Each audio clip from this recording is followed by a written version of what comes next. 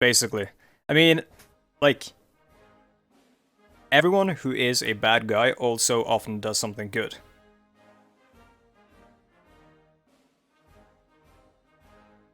Bad good guys are good guys who don't do much, I think. And good bad guys are, I don't know, something something Wreck-It Ralph.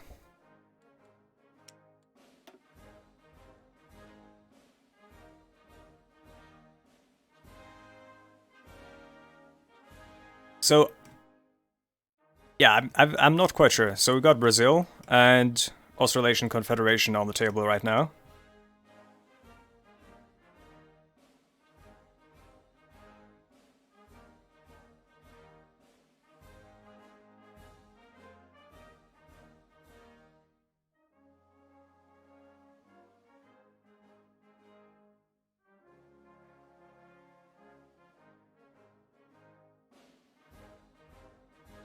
And of course, Thomas is saying Portugal.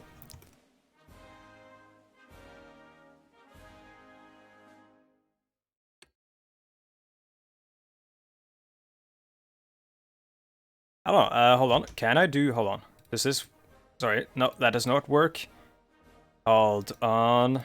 I need to add a game capture here as well. Like that.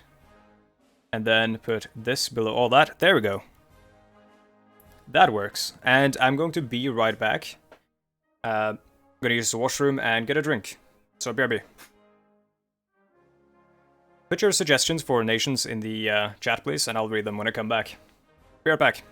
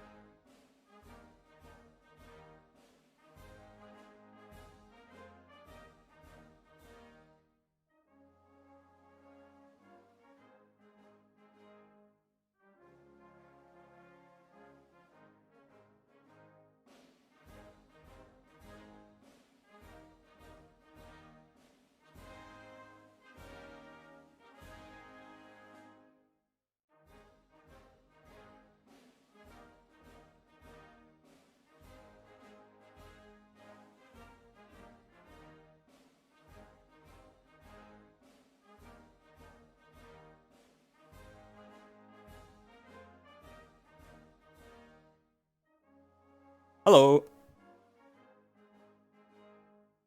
Sorry if you had the volume way louder there. The background music on the menu is very low.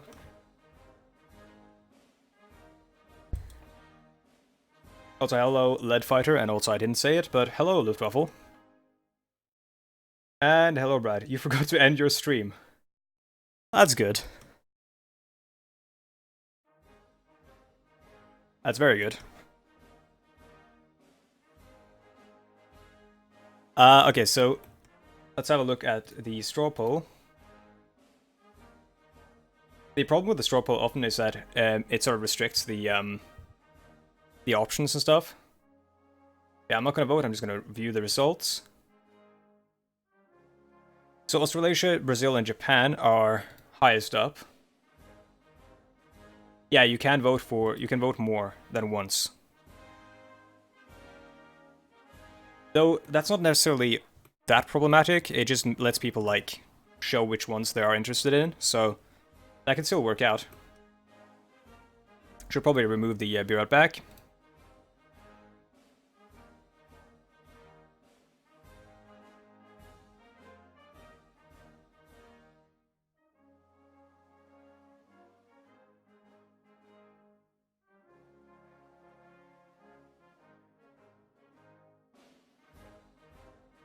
So the problem with Japan is that I kind of want to hold off on doing in Japan until the China rework is out. Have they actually announced any changes to Japan in general? Or have they not? If not, I could totally play Japan. I'm digging that idea. But if they haven't announced any changes to the Japanese to Japan, then yeah, if they haven't, then I'll play Japan. But if they have like announced any big changes for the China rework for Japan, then maybe I want to hold off.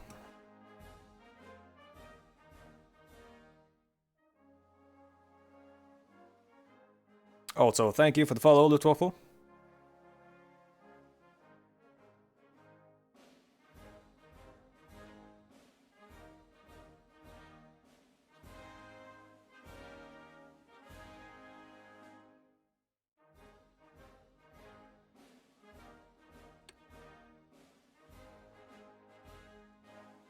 Let's refresh the poll. And never mind, that actually fucked up the results. Let's see. Let's refresh the poll. Yeah, Japan is winning. I mean, in which case, let's play Japan.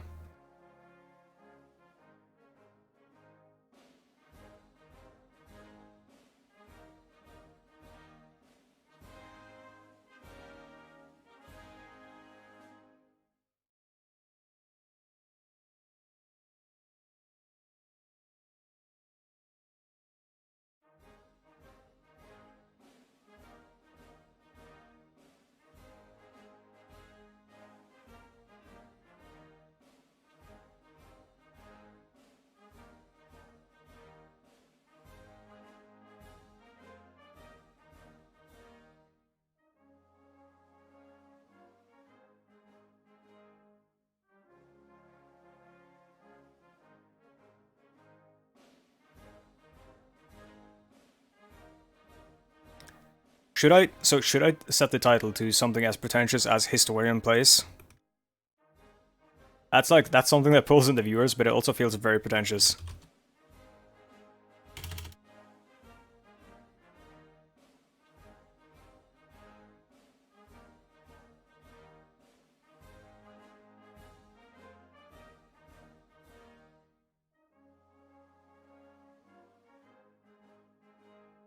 Oh, yeah. Thank you as well then, Lead Fighter, for the follow. Dude, fuck it, I'll do the pretentious title. I don't care. Okay, so. Let's start as Japan. Technically, anyone can call themselves a historian as long as they are a student of history. Generally. There are some people who are like, you know, if you're not a PhD, you can't be a historian and stuff like that, but that's turbo pretentiousness.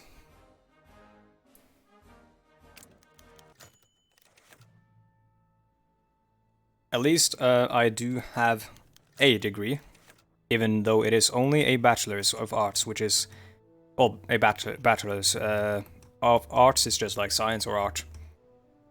It sure is, thank you. So, first, when we begin now, I gotta say, also fuck, something is messed up here.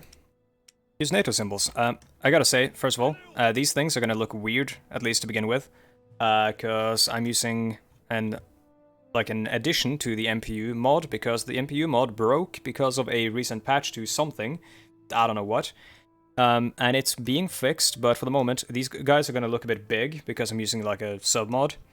Because otherwise the NATO symbols are sort of like, they dip below the organization and strength meters. So that gets a little bit fucked up. I'm just gonna go with the standard opening.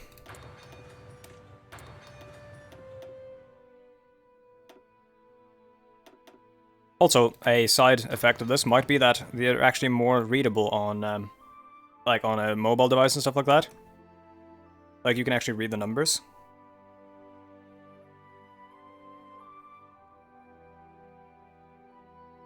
Though they do look god-awful when you zoom out. Because there's all this, like, empty space around here. Which I'm not a big fan of. But it's something we can live with.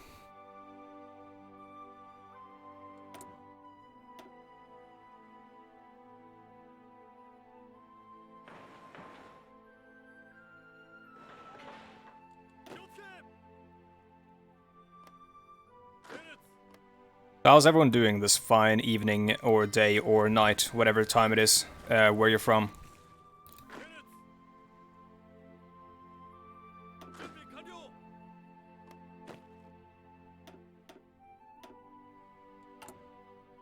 Holy shit, we have a huge army.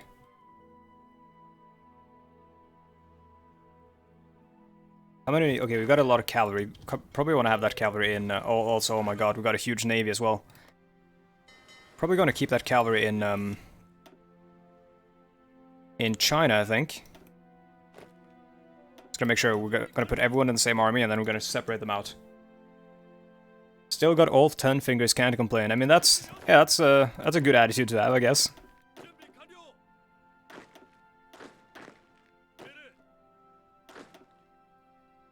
Is there a specific reason why you wouldn't have all 10 fingers? Like, are you a chef, for example? Got a friend, actually several friends, I guess, who are chefs or have worked in kitchen environments and stuff, and their arms are like, they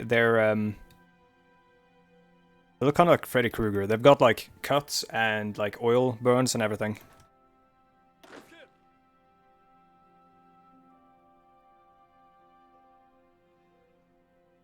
Let's see, these are all Tokubetsu Keibutai, or whatever they're called. Which I'm guessing are just normal garrison units. I might actually change their... Oh, they've actually got MP on them. Huh. Wait, are those... So those aren't Minpeidan, are they? They are... No, they're... Chindai Shidan, or whatever. Again, do not speak any languages other than Norwegian and English fluently.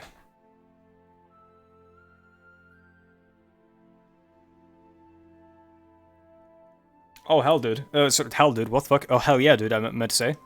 I've never actually had any, like, Beyond Meat stuff. I really want to try it.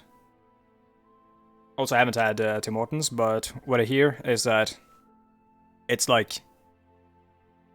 Everyone who comes to Canada is like, oh, hell yeah, Tim Hortons, and everyone who's from Canada is like... You know, Tim Hortons kind of sucks.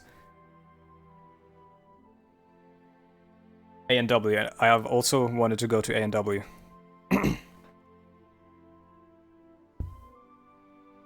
Yeah, I've had like... Actually, yeah, I've never had any like meat substitute burgers or anything. Though we do sell them in stores here now, and we do have them at some burger places. Well, most burger places have like a veggie bun. Yeah, that's what I hear, the coffee is like bad.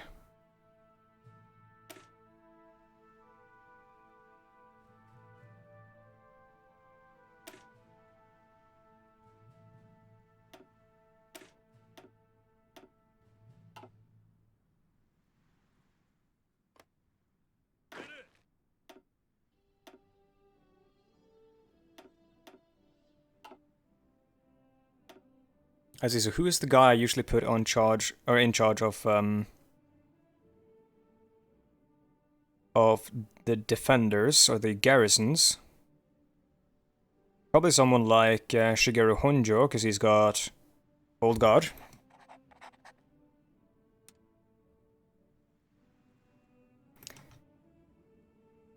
I'm wondering, there's the samurai lineage that they have. Is that related to a specific focus path or event? Like if you get rebellions or civil war. Dude, we have like barely any islands. Haven't played Japan in a while. I forgot how few islands they had. Also, this music, again, holy shit, I'm gonna wrestle with this so much. Why is it so low?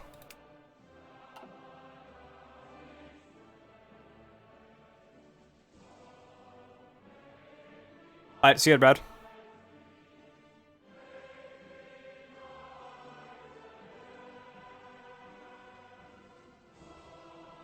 Oh, I need to check these. Yeah, it's just that song that's really low.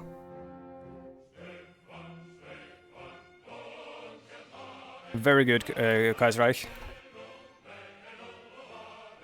Every time.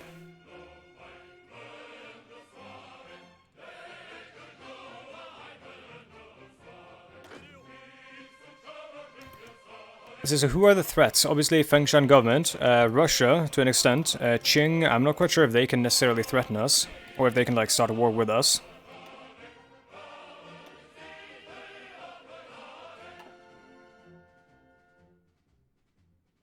Oh cool, substance abuser.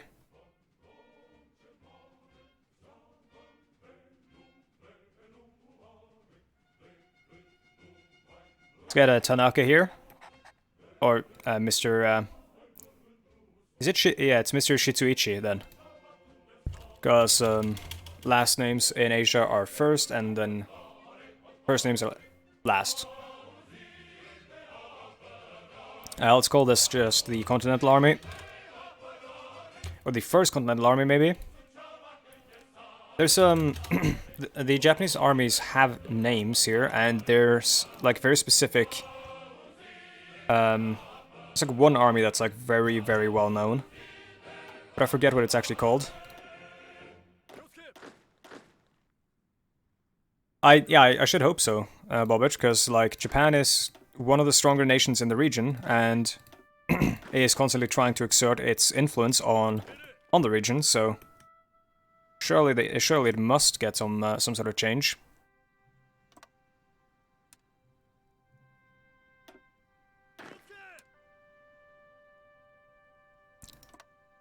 Okay, apparently that doesn't work. There we go, click. And you will have Yamashita, I think, and let's see. Army, and we'll call it the Second Continental Army or something like that.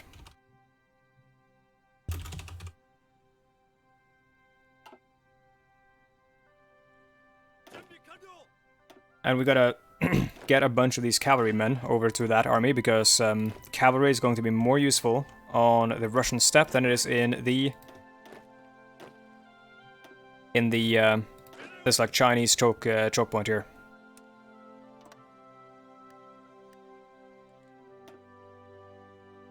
So let's have a look at the focus tree.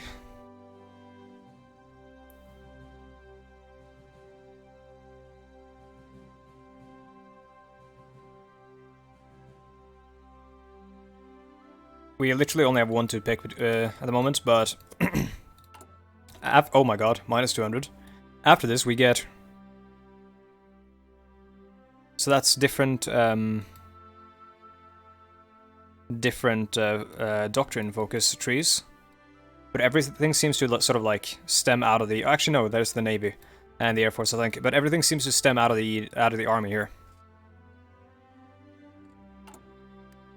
What path we'll take? Defend democracy and the longest day. Okay, so the lost decade. This is actually a real thing, as far as I know, at least.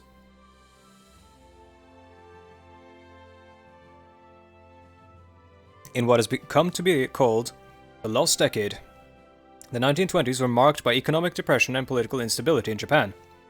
The plight was particularly severe in the agricultural sector and caused a massive demographic change as farmers fled from the depressed countryside to urban areas, flooding the labor market and further driving down wages.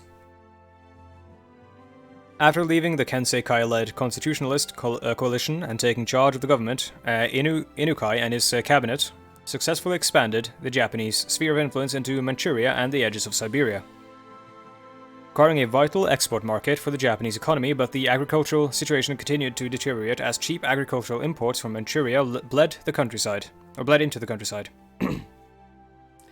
As 1936 dawns, continued rearmament and state investment have fully rebuilt the industrial economy, but the issue of rural poverty remains chronic and unsolved.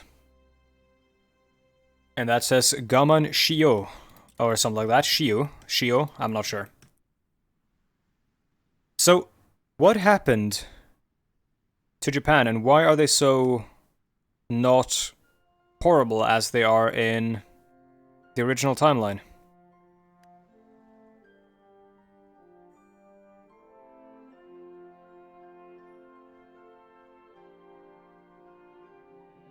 Like, what changed from, the real-life Japan?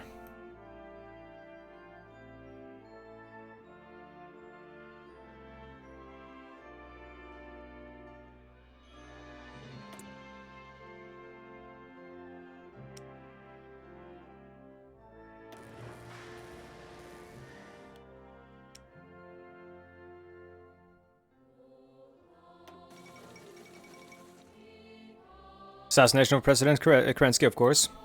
This is a good song.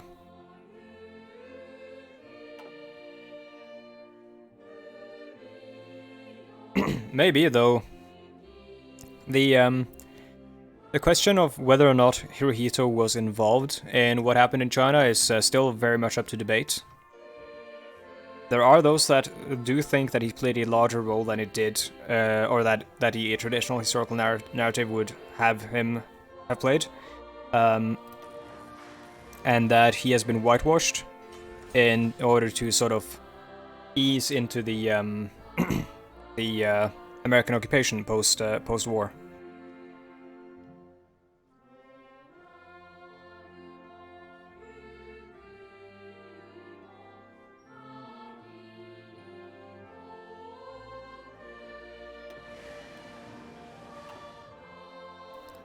Also, with the Dreadnought stuff here, what are the ship class here? Aki, okay.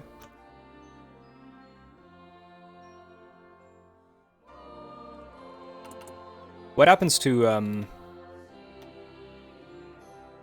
the fabled Yamato?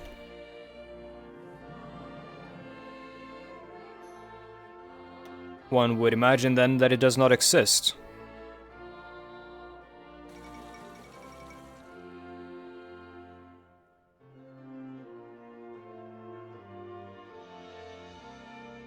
A Totalist Charter.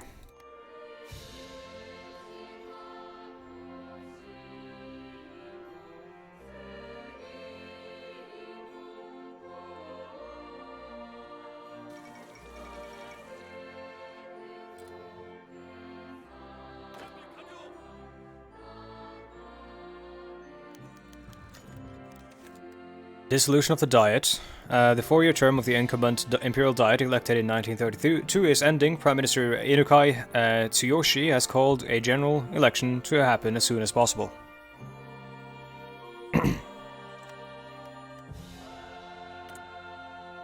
Or Tsuyoshi, or however you pronounce that. The Yamato in Kaiserreich is just a moderately sized battleship. Like, does it actually exist, or...?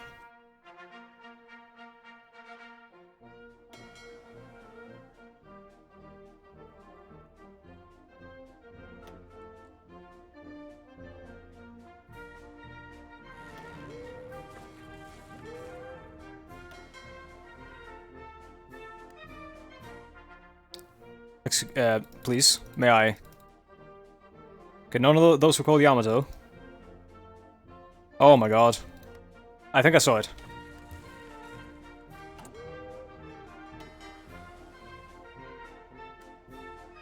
No. Wait, hold on.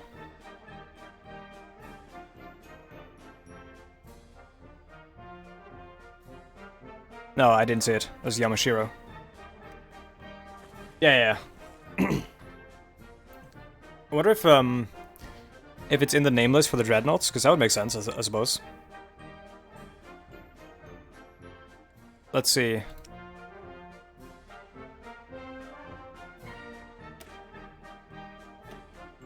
Nope, no name list.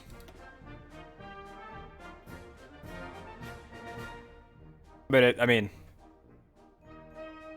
it's looking very Yamato-esque.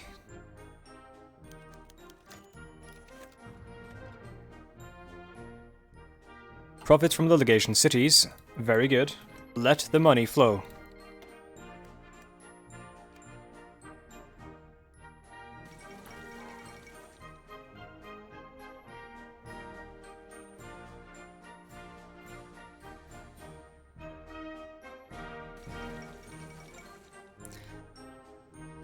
Black Monday, mein Gott.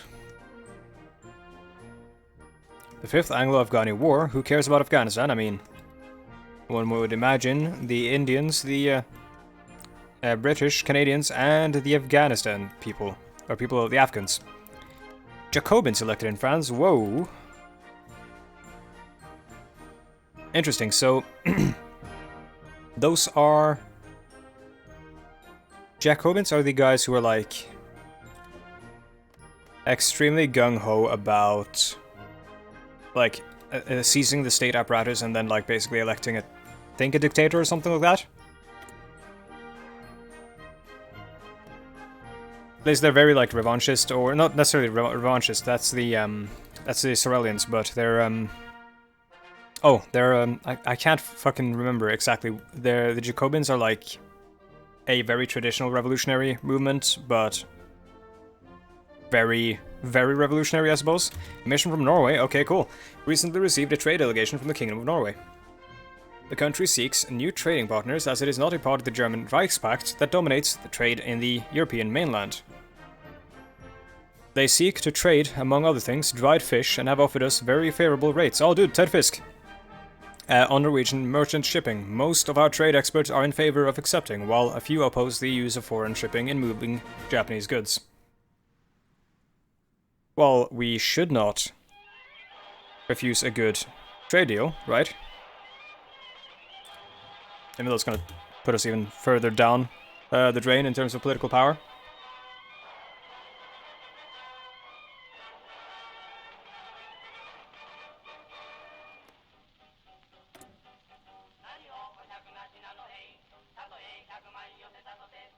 Yeah, I don't know, Bobich.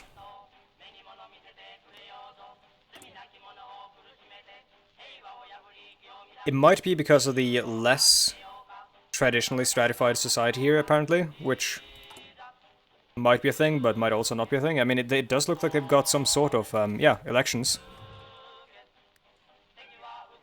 After the constitutional restoration of 1926 and subsequent political realignment, two parties came to dominate Japanese politics: the conservative Rikken Seiyukai and the Association of Friends of the Constitutional Government, and liberal Minseito, a Democratic Party. The Rikken Seiyukai has an absolute majority in the general election of 1932, but support in the countryside, the traditional voting base, has been declining. As the political atmosphere turned against the ruling party, the Minseito, known as the Kenseikai Constitutional Government Association before 1927, solidified its electoral base throughout the cities and began to expand into the countryside, hoping to break the Seiyukai's absolute majority in the Diet. A new third player in the general election of 1936 is the Shakai Taishoto, Socialist Masses Party. There you go. That's the syndicalist one. Or Social Democrat, apparently. Founded by Social Democrats and syndicalists in 1933. It is now time to see if the Seiyukai have retained enough seats to keep an absolute majority. Well, chat, have they?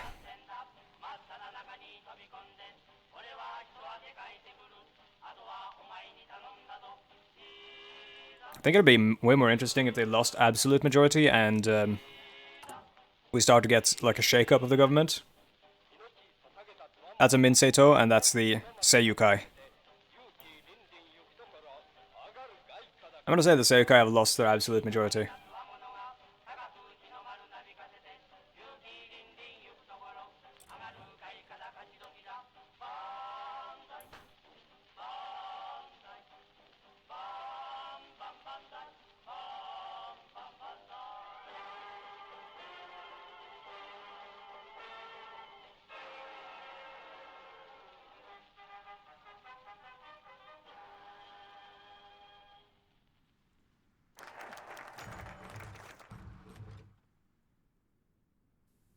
Yeah, who needs political power?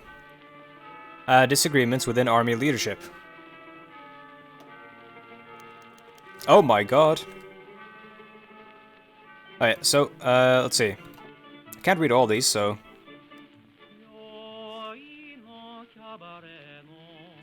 The ongoing... Volume control, always. Ongoing factional rivalry within the ranks of the IJA, Imperial Japanese Army, has found a new front. The military strategic debate between the two rising stars, Major General Nagata Tetsuzan of the Centralist faction and Major General Obata Toshishiro of the Restorationist faction.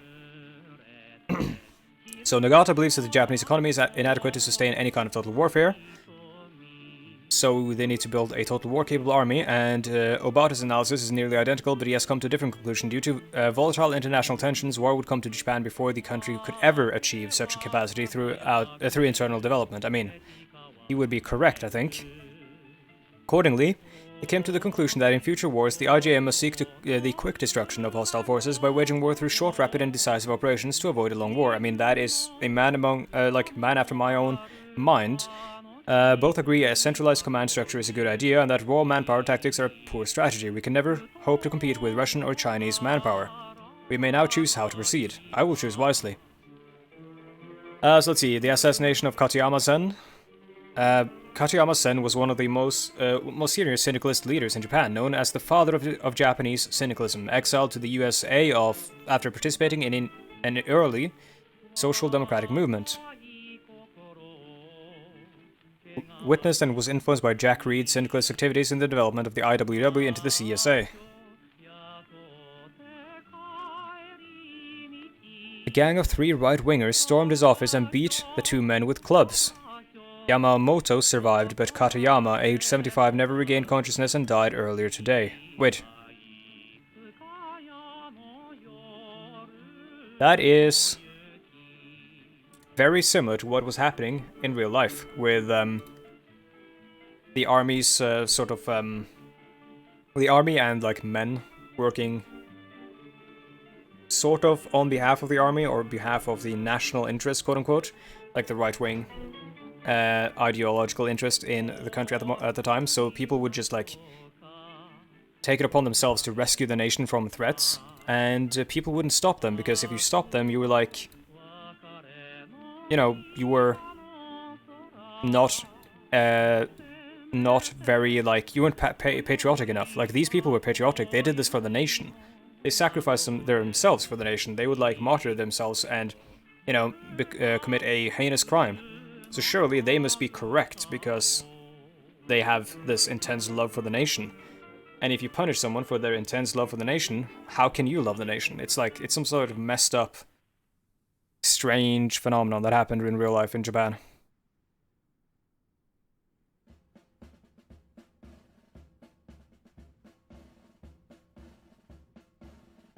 So we can do... Oh shit, okay, so we gotta be careful, because if we do too... if we go too heavy on the navy or the army, the rivalry will erupt. We support neither general, so we'll move forward without them. We support both generals, and we'll have them work together. We support Nagata, and we'll move forward under his guidance, or we support Obata, and we'll move forward under his guidance. So we don't have the political strength to get them to work together. Minus 119, so I'm gonna go with Obata, because I liked his idea. And generally, I like this tree.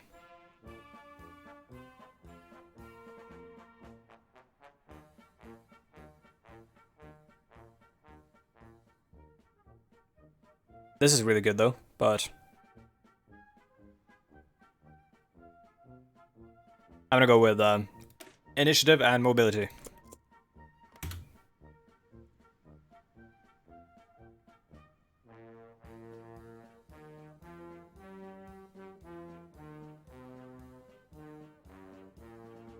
Yeah. That makes sense. Restoration of democracy in Australasia. Cool. That was one of the nations we could have played, but we ended up playing Japan. So I'm guessing I'm gonna have to go down here as well. Wait, which one is the Navy one that actually, like, has political impacts? Is it, the,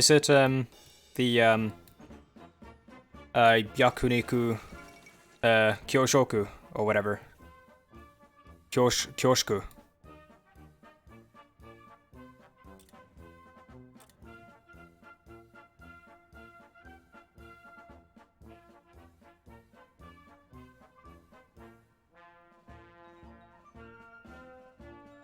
I'm guessing it's this one.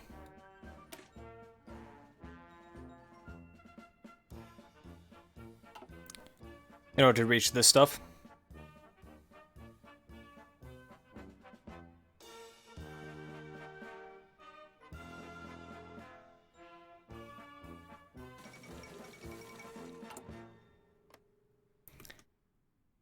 First International Congress in Paris, World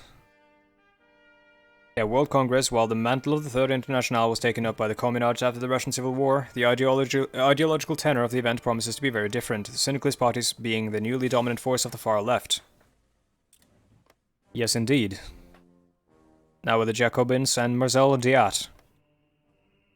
What's going on in Britain? We've got Philip Snowden, so they haven't really made a decision yet.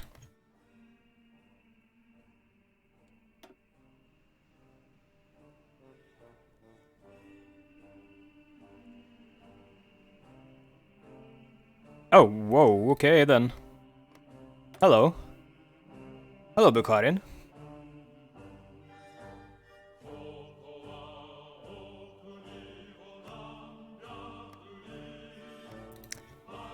Stuff's about to go down in Russia.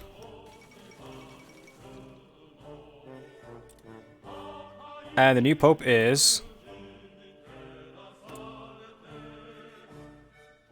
Oh boy. Oh boy.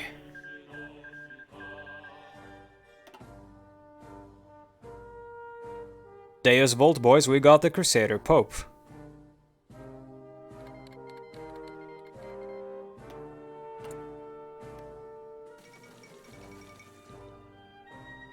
When will they learn? So the Second Russian Civil War is on.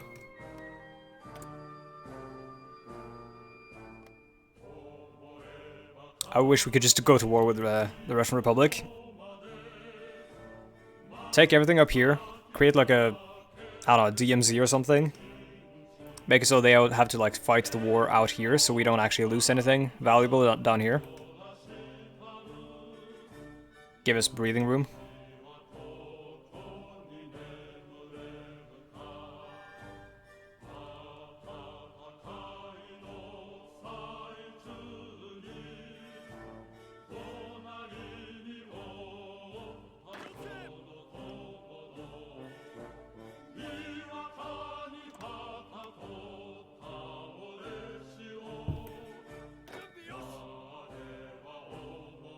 Honestly, we don't need this many fucking...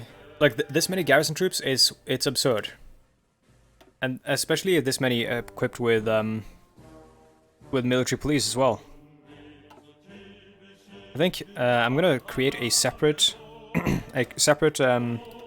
thing here. We're gonna call this... So I don't know Japanese at all, so I'm just gonna call them... holding troops? Holding troops. New leadership protests army bias. Well, I have literally done one thing. My mans. I'm on my way. Yes, alliances without factions would be cool. Currently all of them are like covered by events and focuses, kind of like the Molotov-Ribbentrop Pact in vanilla. but like a mechanic for that.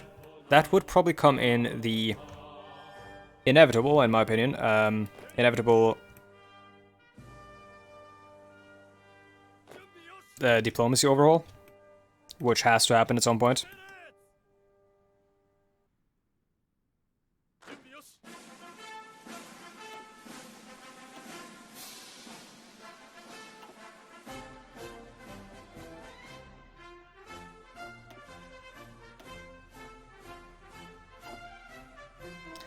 Let's see, we've got...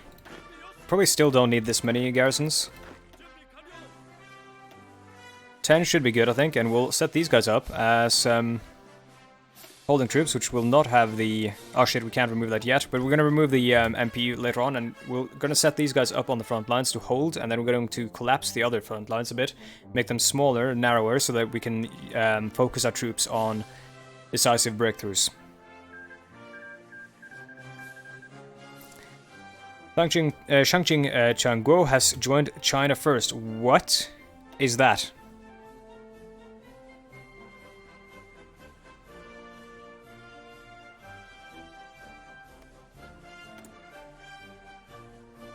What? I've never seen that before.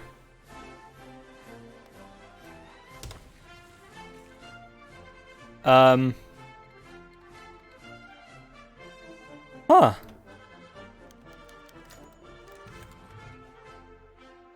This is the first time I've ever seen this. The Second Chinese Revolution. The Chinese people, discontent with the corporatist leadership of the German AOG, the Allgemeine Ostasiatische Gesellschaft, and the oppression it represents, have launched a revolution aimed against German presence in China. This presents us with a great option to weaken German influence in the southern China, and ultimately in the Pacific as a whole. This needs to be rewritten, but happens a lot. Should we... So are they fighting Germany or just the AOG? We've got 13 days, I'm gonna wait. I'm gonna see if they fight Germany as well. If they fight Germany as well, I'm gonna give them everything I can.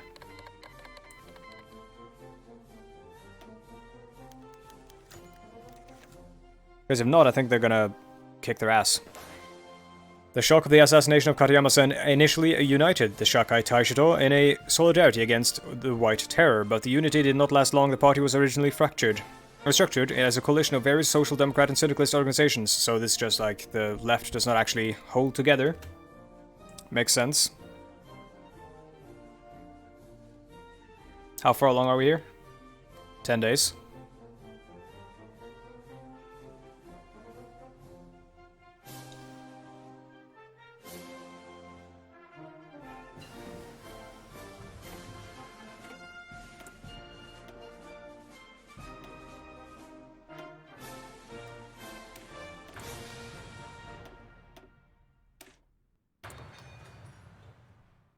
Seems like they're only fighting the AOG.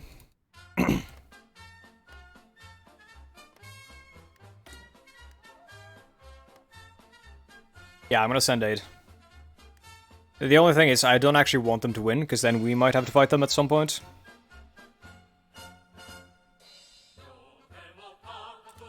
Maybe we'll get them in any faction. Like the Greater East Asian Co-Prosperity Sphere. And never mind, they're actually already in a faction, of course. China first. Who are you, Huang Xing? Something looks wrong with his eyes. Something about the eye situation there. He looks like he's like... He looks like he's seen a ghost.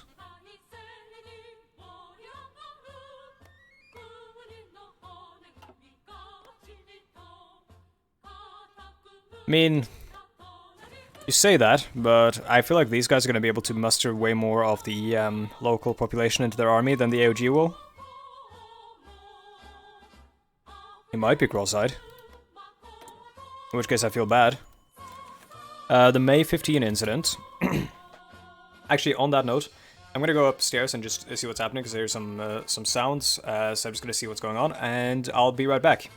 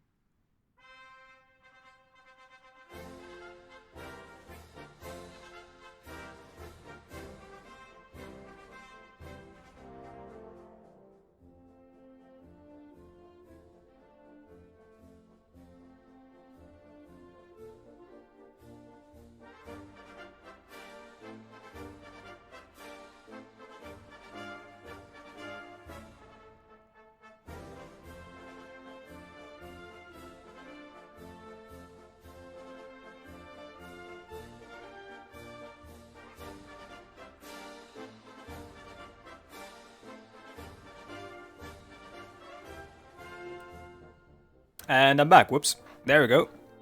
That's the correct scene. Let's see, the May 15 incident. The Prime Minister has been assassinated. Excuse me. Radical officers connected to the Nichiroke broke into the official residence and shot Prime Minister Inukai. They claimed they did it to avenge the death of Katayama-sen and the murder of workers in Niigata. The incident has greatly shocked the nation and the Admiralty Board. Mortified by the incident, has already begun a court-martial and a deep investigation into radical activities within the Navy. Okay. So now we get Suzuki Kisaburo. Or Kisaburo.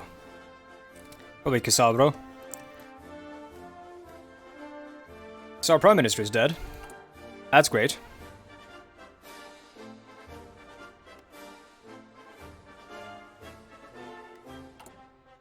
Probably should have some basic like infantry divisions and stuff in training. Also Marines, because we might, well, we're Japan, we're going to be doing naval invasions. Let's also make sure they're not terrible before we make them. They are terrible.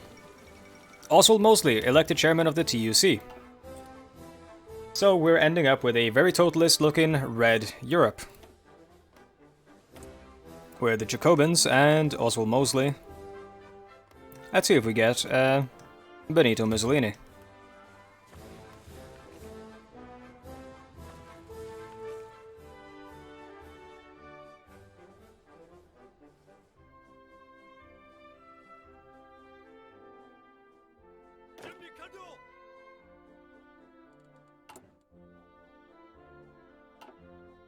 Also, let's train some of these troops. These guys are all very elite, honestly, so let's train everyone else. Let's get their experience up so we can get this experience, so we can change these guys over to be regular, like, holding line troops or whatever.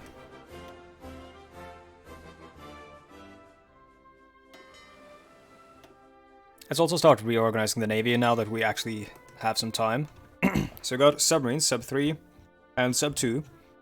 This is a good submarine squadron. I'm going to set the number to be 18 and we're going to create a new template.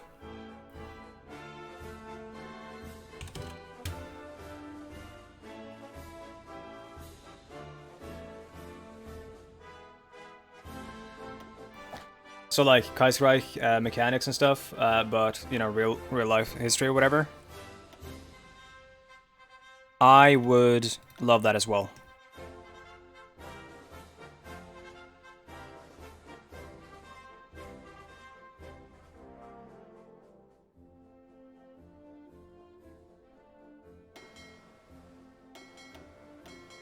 Excuse me, can you...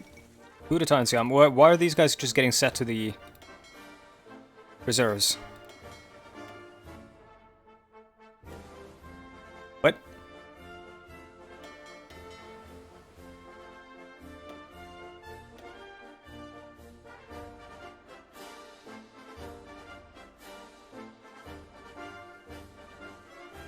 Probably because I fucked up this stuff. Oh yeah, because I haven't... Oh, I know why. I haven't changed the submarines to actually look or use that icon. That's my bad. In which case, I guess we'll have to just use this icon then.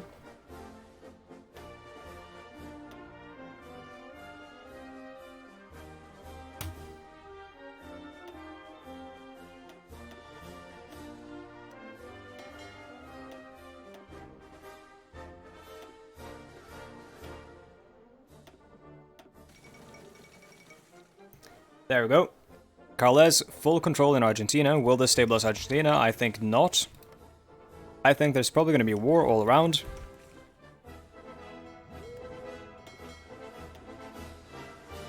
This stuff looks very ugly at the moment. It's going to look better, don't worry. Just going to take a while.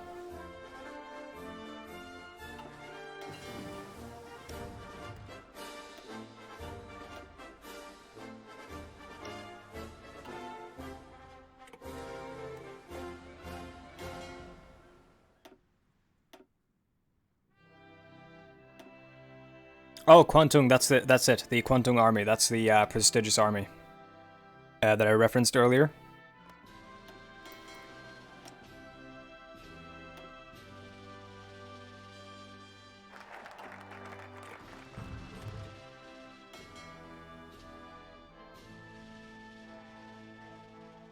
These are like old school full-on fleets here.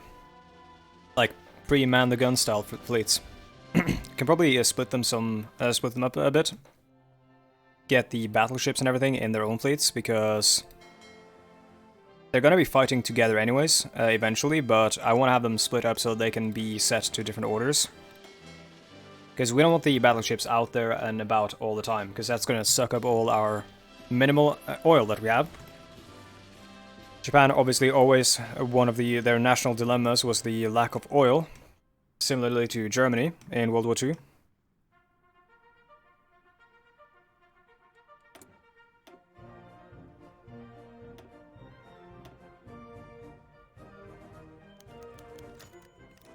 Transamur's ambitions in Siberia. The growing instability in Russia has been viewed by the leadership of Transamur as an excellent opportunity to finally take control of over eastern Siberia. An official diplomatic representative from Transamur has come to us seeking permission to use force against Russia if they resist their rightful demands regarding Siberia.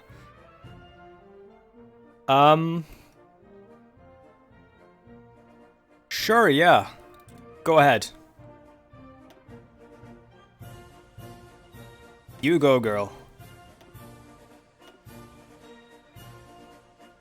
I have not heard of the, Also, hello, bad boy. I have not heard of the board game Leviathans.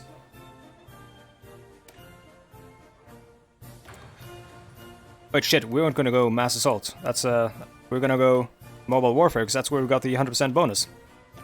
I'm being silly. Yeah, no, I haven't heard of that, Bobbit.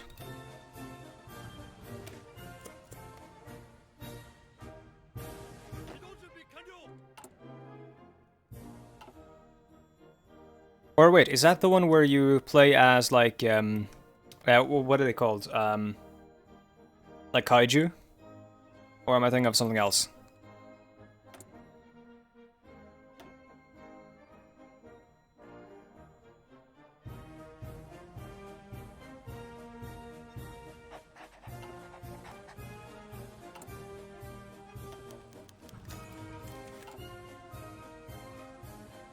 The Ishinha Restoration faction is a political ideology promoted by radical junior officers, oh god. Characterized by its anti-capitalism, anti-oligarchism, anti-parliamentarism, usually coming from underprivileged and or humble backgrounds. Many of these officers have experienced poverty from childhood and observed what they considered the evil influence of favoritism, leading them to believe that the establishment has hijacked power from the emperor and is leading the nation into the abyss. This is a pseudo-fascist movement. The restorationist solution was to sweep out the ruling establishment and restore all power back to the emperor, and from there a complete national reform was to be initiated. Against them are Chuha, the central faction, who were close to the central military leadership, who supported cooperation with the establishment and the militarization of politics. Both sound like bad news.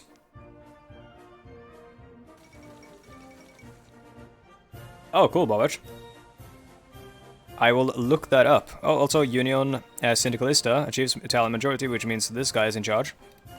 And his name? Never mind, I'm wrong. It's, is it this guy? It's, Mr. Alcesta de Ambres. This guy was in charge. Of one nation, at least, but I don't know which one. I think it was this one.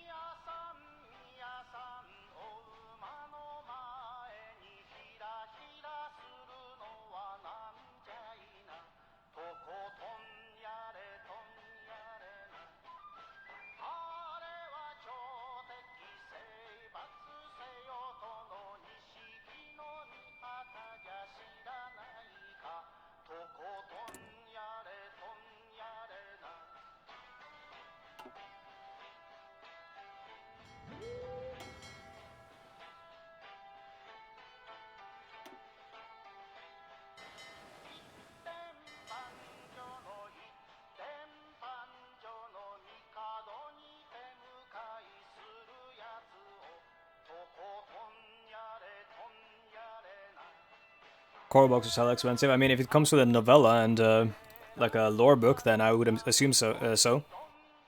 Sounds like Warhammer Fantasy and Warhammer 40k and stuff.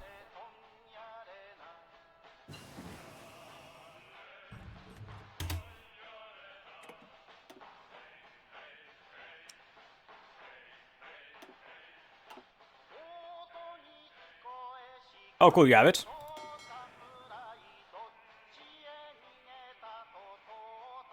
Please do.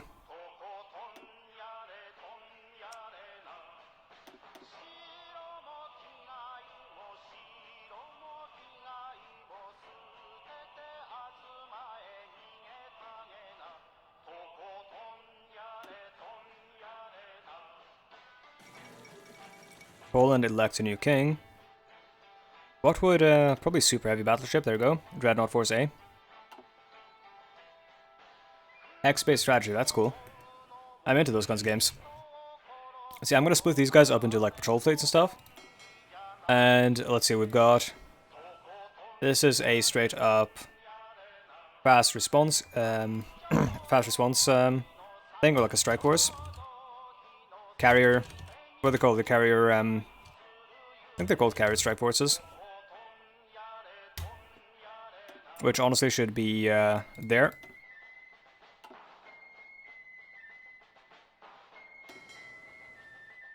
A lot of miniature games like that would make great video games. For example, the one I'm thinking of is oh fuck, what's it called? It's the one of the mechs, which was honestly like the game was published by Paradox. It was made by Harebrained Schemes. What was the name of it again? Baltic? Yeah, Baltic. A lot of miniatures board games would make great video games, and BattleTech was honestly amazing.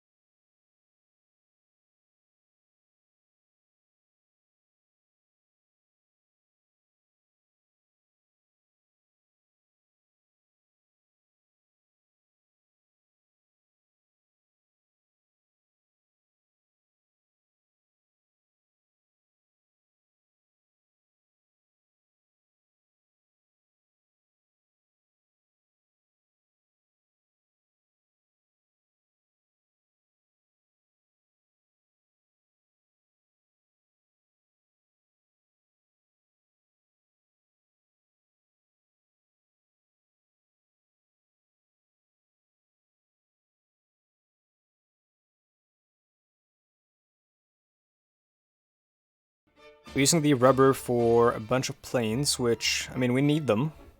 Especially the, we need carrier fighters and stuff as well, which we aren't making, so we need a bunch more rubber and a bunch more aluminum, or aluminium. That's the correct pronunciation.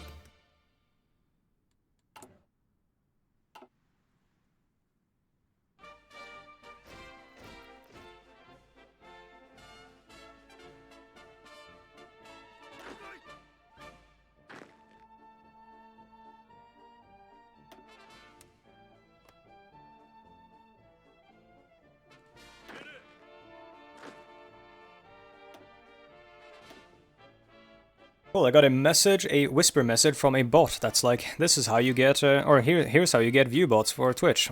Please, be gone, bot. I don't actually want a view bot. I'd much rather have people who actually enjoy watching my stuff and who are chatting than bots that inflate an arbitrary number.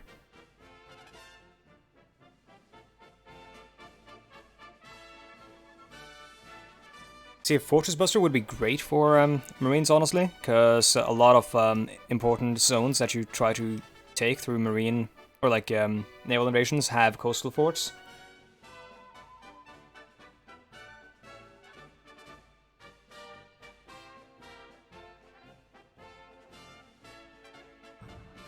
I like how pretty much everyone in Japan is like career officer or samurai lineage. Let's go with this guy. Keisuke Fujie. If anyone speaks Japanese, I apologize.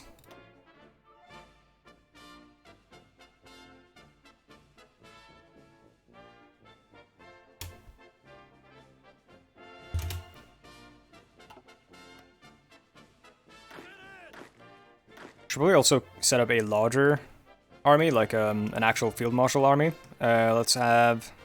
Oh, this guy's good. And I mean, they're both good.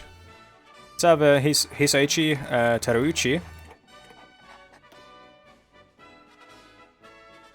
And there we go.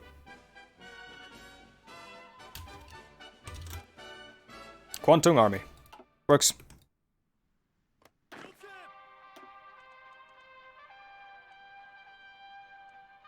I'm gonna go with Charismatic because I love that trait.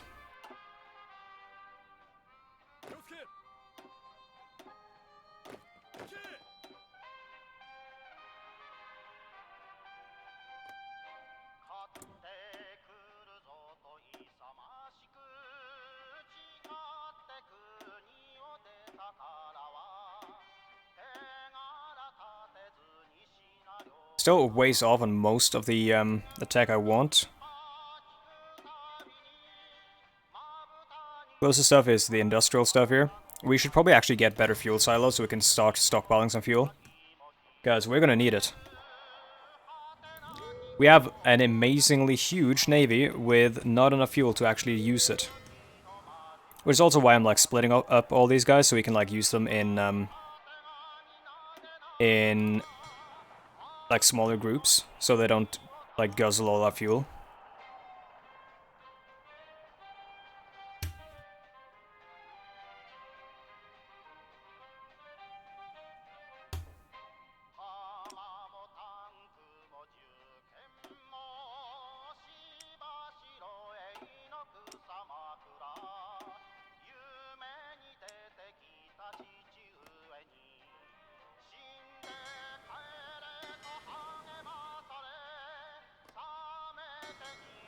Let's actually create an entirely new fleet. There we go. Put all the smaller fleets here, the scout fleets and that.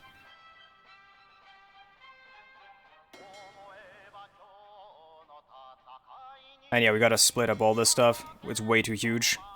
Heavy carrier will create another group with that and the fast battleships because they're meant to be together, I think. At least I like to do it that way. As well as the panzer ships. This is Carrier Task Force 2. Or what do we call the other one? We called it... Yeah, Carrier Task Force A, so this is Carrier Task Force B, and we'll color it blue to go with the red.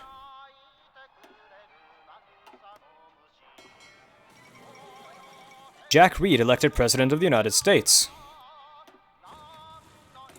Wonder how this will go.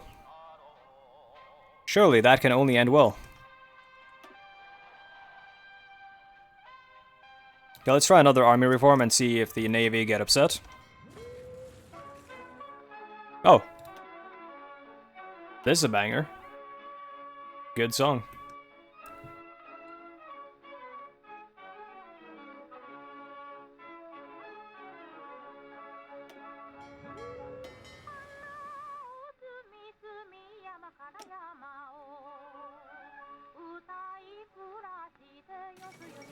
Elections in Italy. Ivano Bonomi remaining as Prime Minister.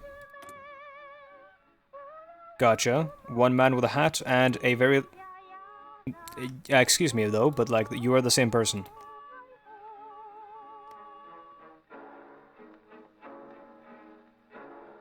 Is this legal? That's Mario and that's Luigi.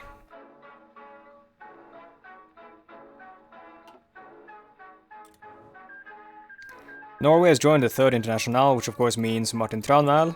Nope, it just means Arbeiderpartiet, and they're slowly gonna work towards becoming a republic and removing the monarch. Which is silly, because he was elected something like 30 years ago. Like, elected as a monarch. 31 years ago.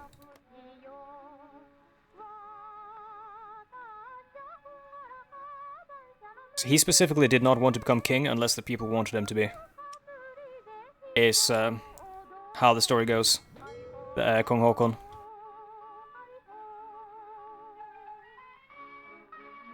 Let's see, where... which fleet was I messing with now? I was messing with, let's call this, Dreadnought Force, which, this one is B then. Yep, Dreadnought Force B. Afghanistan was annexed, as it usually is. I've yet to see Afghanistan not get annexed.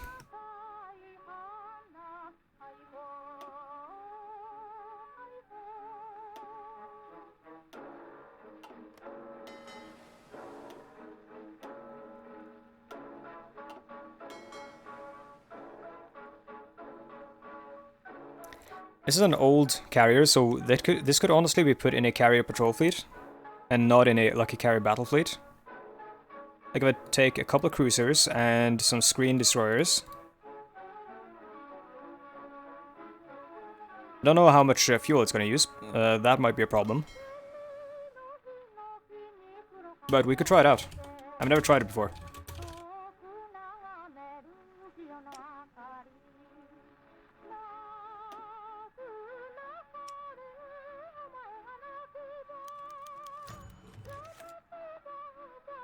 That's a lot of destroyers, though, and that's a lot of cruisers. I didn't mean to take that many.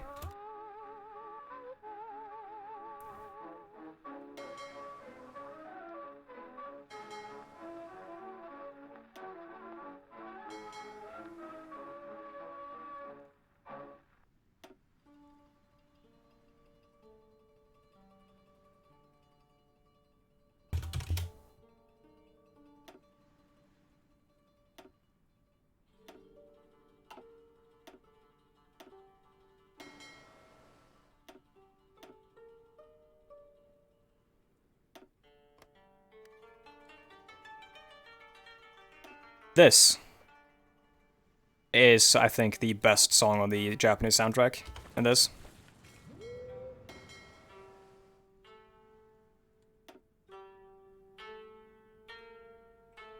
It's gonna get the VOD muted as hell, but that's fine.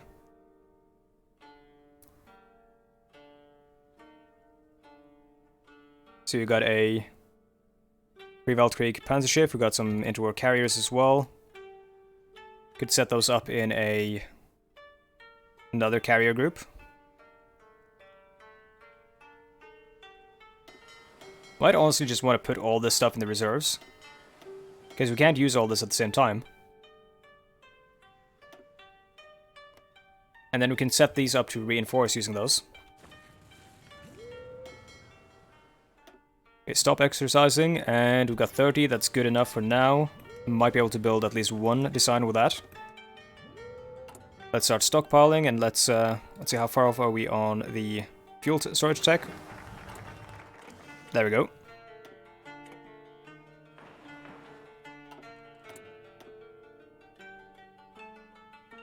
The song sounds like Lavender Town in Pokemon. I believe it might be based on it.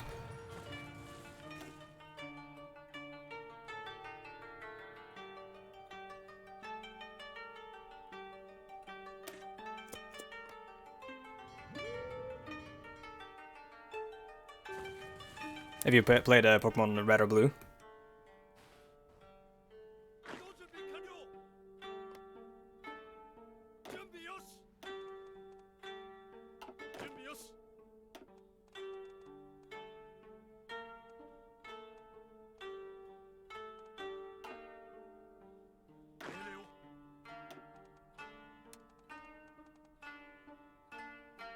See, where's it? Yeah, he's going to be fighting up here, so he doesn't actually need any of that stuff, I think. I think this guy is actually better suited somewhere else. I'm going to swap the general out, actually, and put someone like... Kenkichi Ueda is good, because he's got a lot of cavalry that he's commanding. Oh yeah, dude. Lavender Town's, like, the fucking ear-splitting, like, chiptune music. Remember playing it with a Swedish person who I got to know over a summer once, and his parents were always like, turn down that fucking hellish music.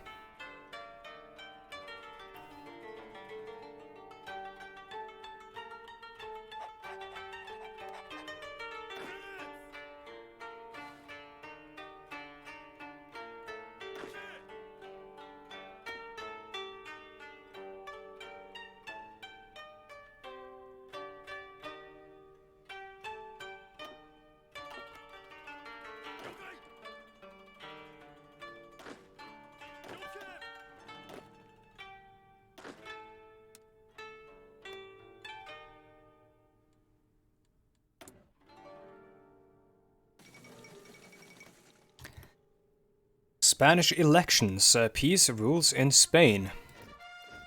Does that mean that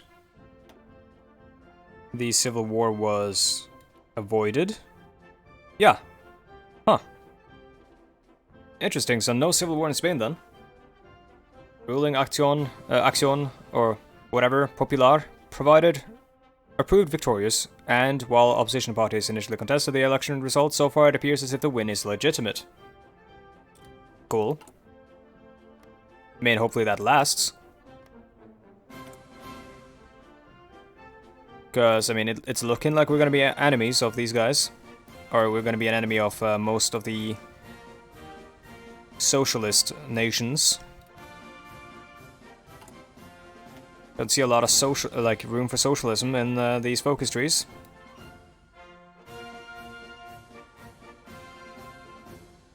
Oh yeah, and Pokemon Yellow, of course. You're right, Luftwaffe.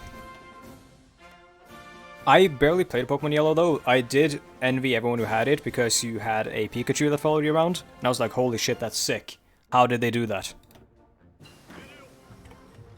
I was like, you know, because the Pokemon only appear in battles and stuff. And, you know, sometimes you can see them in the wild. Like, or outside of grass, I guess. Like, Snorlax and, you know, Pokemon here and there just chilling.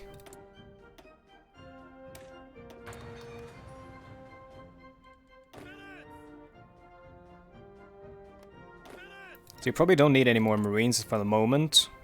Yeah, we're gonna stop those there, and we'll actually create more infantry. Because we're only on, let's see, we're only on limited conscription. Anti-Kolchak coup in Transamur. Admiral Kolchak, the long leader of the Transamur state, has been overthrown and assassinated by members of his own general staff. This was used by democratic opposition to gain control of the state, effectively turning Transamur from a military junta into a democracy. How shall we react? So we can plot a coup against Viktor Pepelyayev, or we can congratulate the new government. If we congratulate them, Then...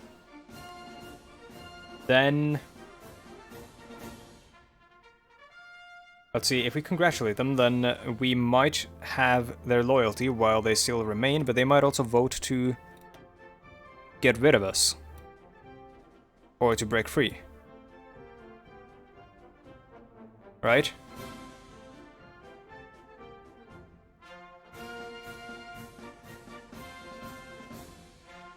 It wasn't rare, I never saw anyone, or like I played Pokemon Blue with a friend, and I think Pokemon Yellow came out later, because I think Pokemon Blue came out in 1998, and then Yellow like... Wait, no. I might be wrong. I think it's 1998. Pretty much every good game came out in 1998. Fallout 2 came out then. Fuck it, plot a coup.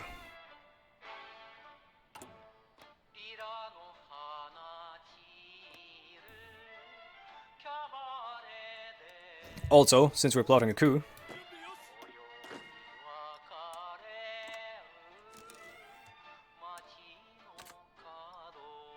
might be prudent to set up an attack plan.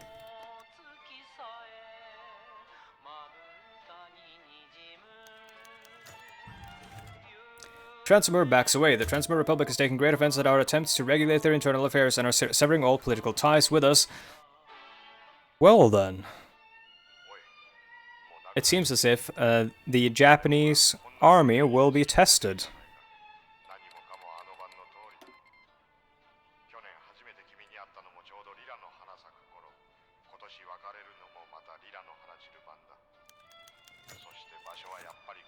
Volunteers in the Insulindian... what? Yo, yes, of course we'll send volunteers to the Insulindian Revolution.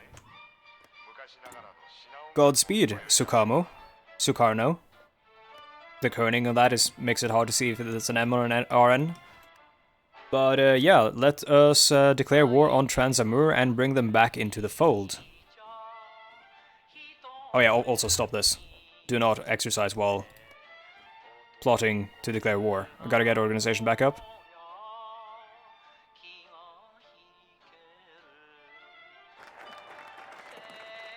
If any of y'all watching are wondering what mod I'm using, that's got this like these changed counters here. It's A, NATO counters, and also the MPU division NATO counters mod, which sort of enlarges them, makes it a bit more easy on the eyes for viewers, I think.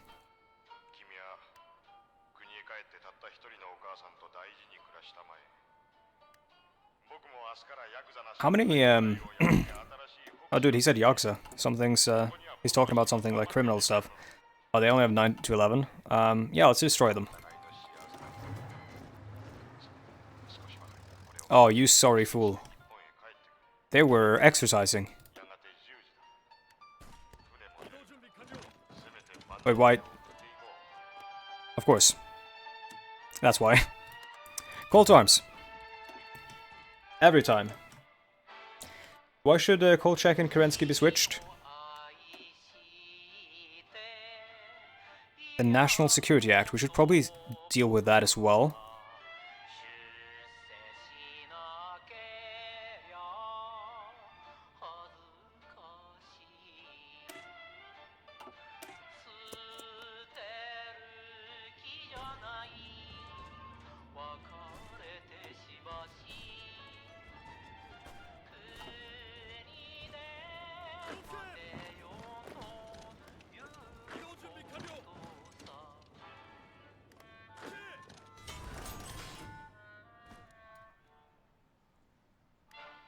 Hello, Dakita. I haven't fully decided yet. I'm not too well versed in the paths. I've only done, let's see, I've only done the... Also, this is a... Hold on. Stop this.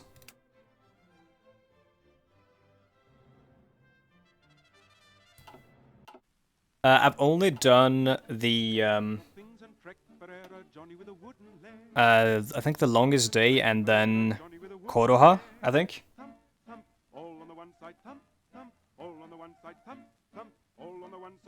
So if you've got suggestions, Dakido, lay them on me. Or Dakida, however you would pronounce that.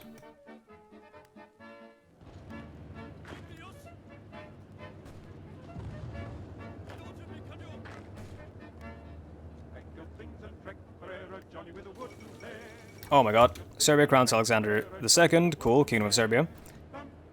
Please allow me to pause. Thank you. Let's try to just encircle these guys real quick.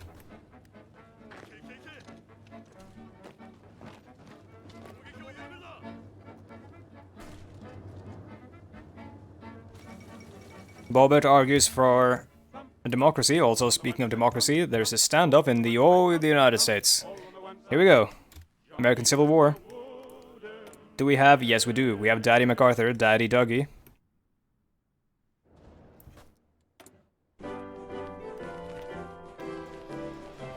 Probably tone down the tank production because we don't need that many.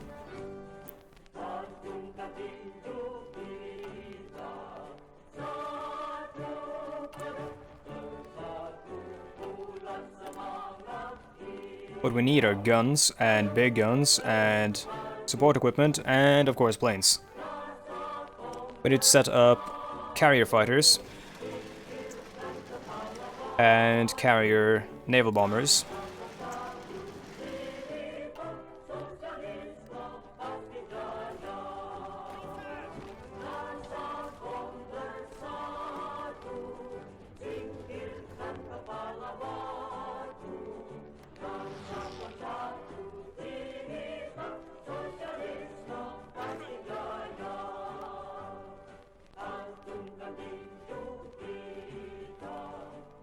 Alright, if you're both in agreement, then democracy it is. Also, thank you for checking out the stream, Doctor.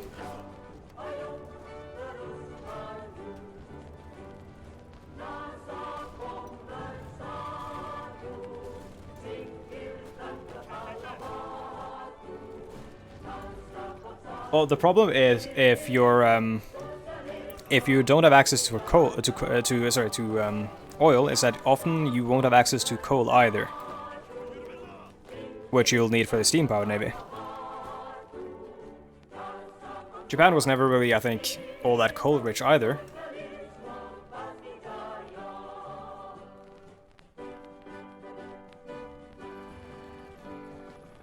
Not that coal and oil are necessarily inherently linked, it's just that a resource shortage in one area often means that you have trouble acquiring resources in general.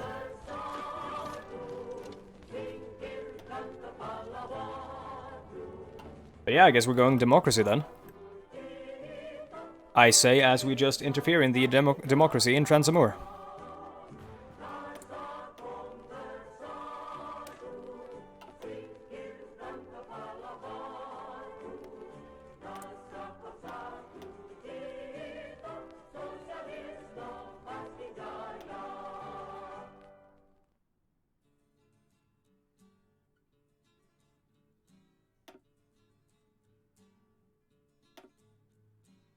Yes, Bobbert, but like post-industrial revolution societies, wood wasn't necessarily in abundance. Like Britain, for example, used to be immensely forested, but now there's basically no trees around. And it used to be even worse.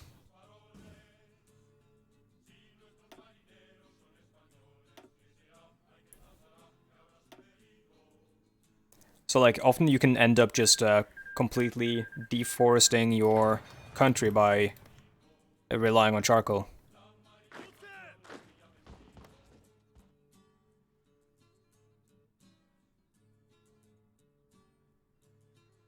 For some reason, these guys are being reassigned to that line. Oh, because they merged. So honestly, delete that. Or they didn't actually merge, but yeah, there you go.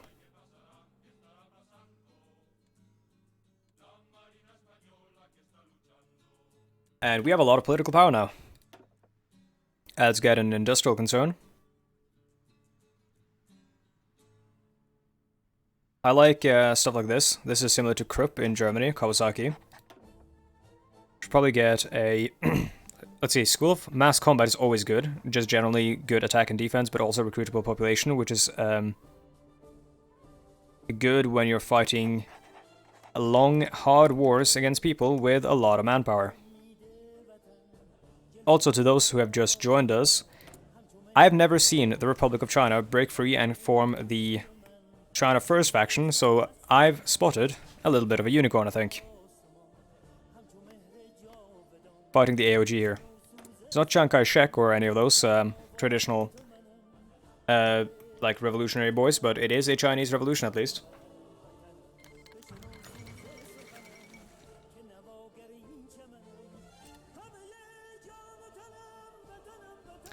United States in disarray. Yeah, we can be a bit aggressive here, so... Civil war has erupted in the United States, tearing apart the last shreds of unity in the Union. This presents us with the chance to remove American presence from the Central Pacific by occupying the island of Guam. There is very little that the United States government can do to stop us at this point. I mean, they can do literally nothing. But I think we should claim even more.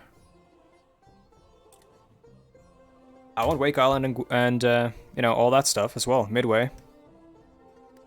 Let's see, where's Guam? That's Guam. That's Guam. Should we declare war on... Or can we even declare war on Douglas MacArthur and take this stuff? Or should we wait until it potentially breaks free? Because I think all this stuff gets, like, yeeted into the Commune of Hawaii or the Kingdom of Hawaii or whatever, depending on the situation.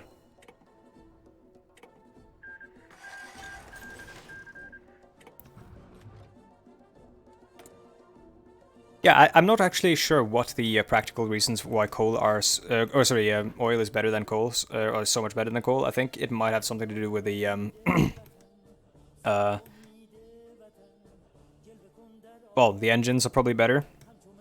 And also the fact that you gotta store all that coal, and I think you need more coal than oil to, like, get going. Republic of China has joined the National Protection Alliance. So they left China first and joined the National Protection Alliance, and now they left Shangjing Tuanguo alone, apparently. Yeah, so you gotta pick up coal everywhere. You gotta have coaling stations, which is the reason the United States declared war on, or sorry, not declared war, but tried to break open Japan. Was because they needed coaling stations, and Japan was unwilling to let US ships dock in Japanese navies, or Japanese, ports in order to refill coal.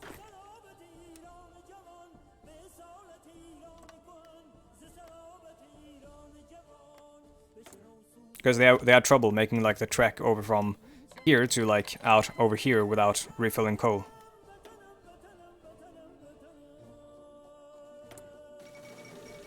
Chile and Argentina in war. What did I say about Argentina? French loyalists restore monarchy. Oh, of course, so... Will it change anything? Probably not. National France will still probably be boring to play. Fate of Transamur. Let's do that one.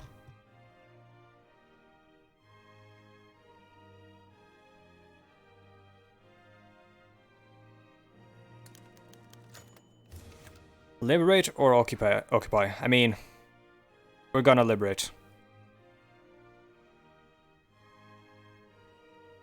This just costs a bunch for no real reason. Like, let's look at the resources. Even as a puppet, we're gonna get the resources anyways. Yeah, it's good resources, but we can get them from them by just trading, or quote-unquote trading with them. Taking them at exorbitant, like, unfair exchanges and stuff from them. Spiridon Merkulov, never heard of him. Former leader of the pro-Japanese Provisional Primorsk government, Merkulov's cabinet had been incorporated into Semyonov's Transbaikal state. Now as Kolchak no longer stands in his way and democracy has finally returned to Vladivostok, Merkulov, a son of a humble peasant, is eager to lead Transamur to prosperity. Good to hear. So long as you politically agree with us. He says, intending to go down the democracy path.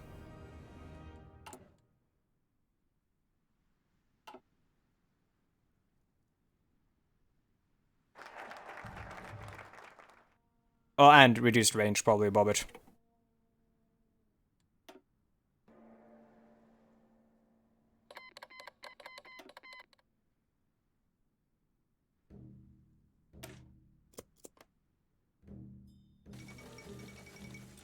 Democracy prevails in the Philippines. Indeed it does. And will bring even further democracy to them in the near future.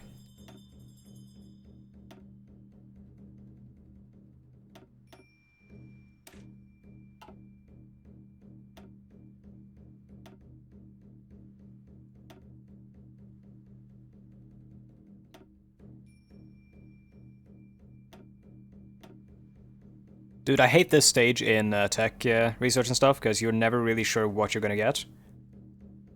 Probably fuel refining, just to get more fuel. And we need to build those fuel stores, and we need to train, because we are at maximum capacity. Let's see if we can't train... Let's try something like reasonably small, but not too small, something we'll actually be using. I mean, we'll just train more submarines. Those are probably what we'll be having, or those will probably be the most active squadrons. Those and the patrol squadrons.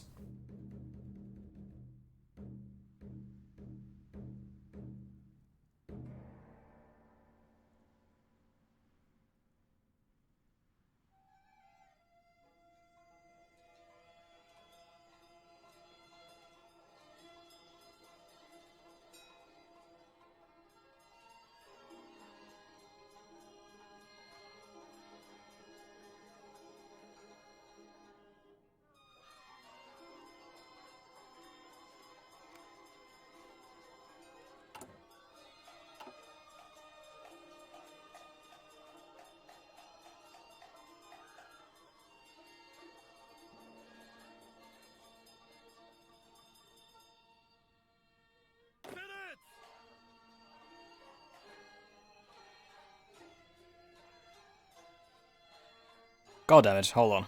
There we go.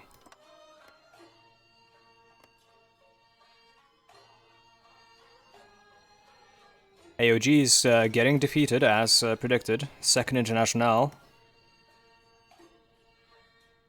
Scottish bagpipe chorus and an overall warm reception. As warm a reception as the totalist Oswald Mosley can give. Of course, a fascist in the real world. Part of the, or founder, or at least leader of the British Union of Fascists.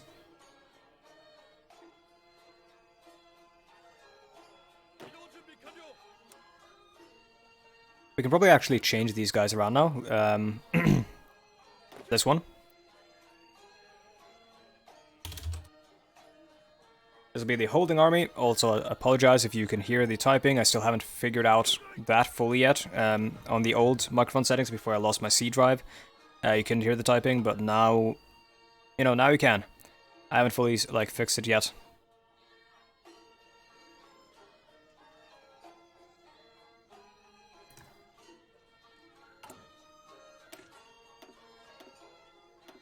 There we go, and...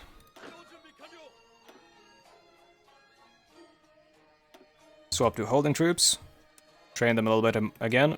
They lost some experience because they lost a bunch of men. And let's set them up on front lines where we only want to hold and don't want to push. So honestly, this is one of those front lines. Like that. And then we can actually move the Second Continental Army over here, because we want to push along the coast and take the cities and stuff.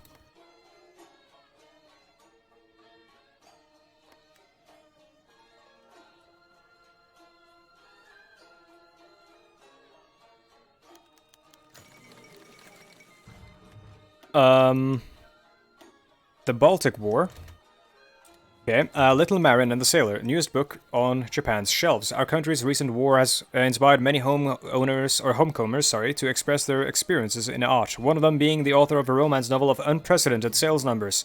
The book bearing the title Marin-chan and Kaigen-kun, or Little Marin and the Sailor, tells a story of two childhood friends and their tragic love, a boy and a girl growing up close to each other, partaking in a seemingly unchanging life. However, just when they finish high school, Japan is readying herself for war, and the boy is called to join the Navy. The two have to part from each other, Marin staying at home only now that they're separated. They notice their feelings for each other, but struggle to express them in the few letters they can exchange. Just when the war draws to a close, and Marin yearns for her loved one's return, his letters stop coming. While the book does not represent the highest of Japanese literature, it gives an astoundingly detailed insight to both the daily lives of a farmer's daughter in rural Japan and of a Japanese Navy Marine. The book is scheduled to be translated to German, English, and Russian. Tell me, how does it end? I mean, we can infer. It does not end happily. If Mosley is the totalist leader, who is Britain's natpop leader? Does it even have one? I don't know if there's like an actual way for Britain to become natpop, unless, you know, puppeted. But yeah, I don't know. That's a good question. I've never seen natpop Britain in this game.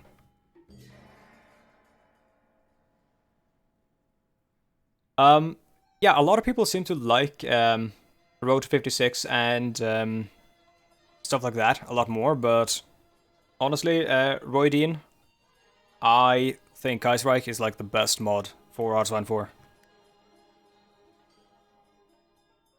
It's got the most like consistent quality in general. The quality doesn't like Road 56 has a bunch of like weirdness to it, a bunch of imbalances and stuff that I don't really like, but to me Kaiserreich is more of like a complete and consistent quality package. I mean, there's some weirdness here and there. I mean, this is certainly weird. Mr. Roman von Ungern-Sternberg becoming the Great Khan. That's strange. Fonte launches totalist coup in Patagonia. Ouch. Where's Patagonia again? Please,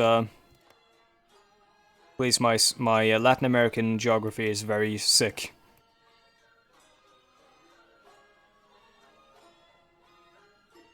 It's gotta be down here, right? Patagonian something. Yeah, Patagonian Workers' Front. There we go. Yeah, I agree, Roydeen. And Road to 56, it feels like a mishmash of different mods, almost. And God, Romania has joined the Belgrade Pact. Also, this, like, the lore in this is very interesting. I am a big fan of it. Or, I mean, the fake history. Let's call it what it is. It's like, they're writing real history, but fake. 1937 Dutch elections.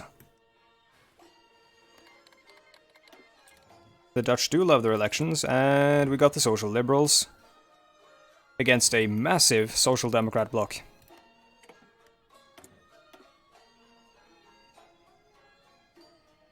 That's the A6M0 that's a 0. Not yet, though. Soon. Soon, but not yet. Again, we are in that awkward spot where, like, there's no research that's not ahead of time. Almost. Yeah, the alt history. Sounds like a problematic political movement, but yes.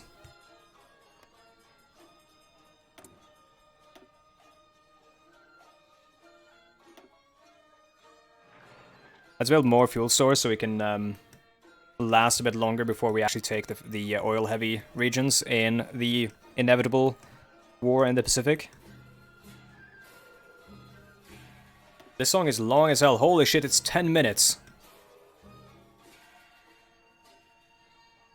I only now realize we've been listening to this for a long time.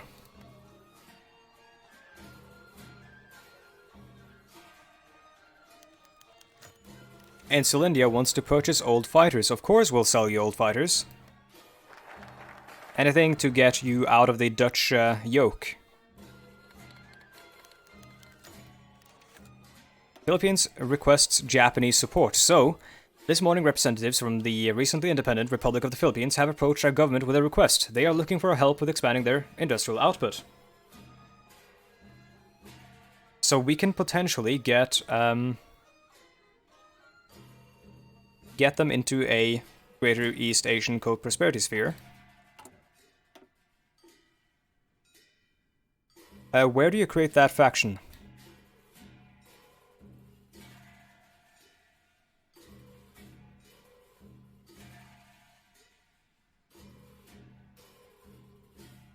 Or is the Co-Prosperity Sphere locked behind some of the other political paths? Maybe it's way over here. There it is. Okay, so we only have to be fully independent.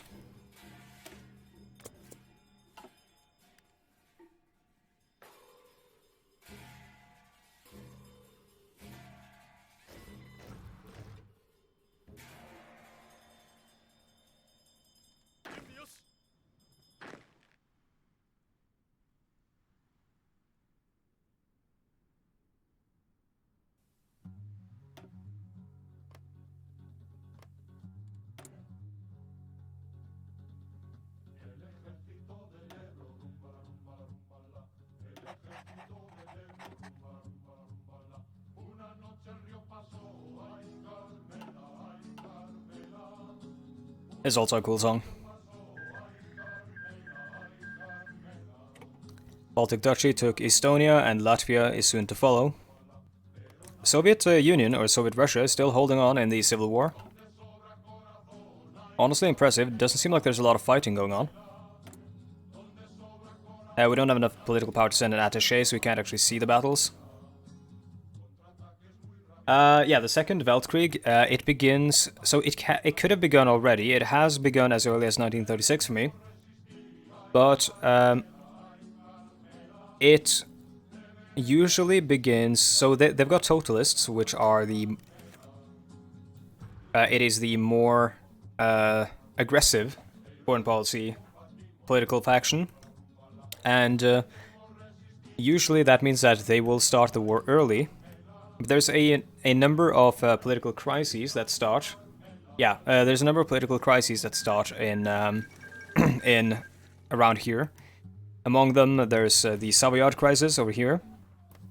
In Switzerland, there's something in Alsace-Lothringen, or Alsace-Lorraine.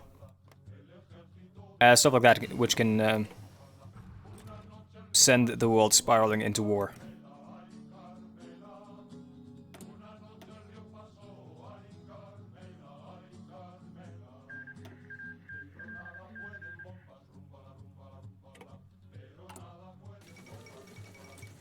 Wait, hold on, what? Oh yeah, they are. SPD. The, I mean, okay. Guess we're going full Weimar this time.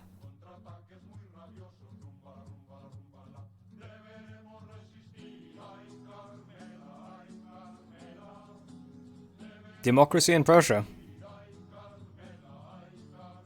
Oh my god, they could have gone Freie Arbeiter Union Deutschlands. They could have gone FAUD. But yeah, we're gonna see the Bundesrat, and we're gonna see the Europarat and stuff like that.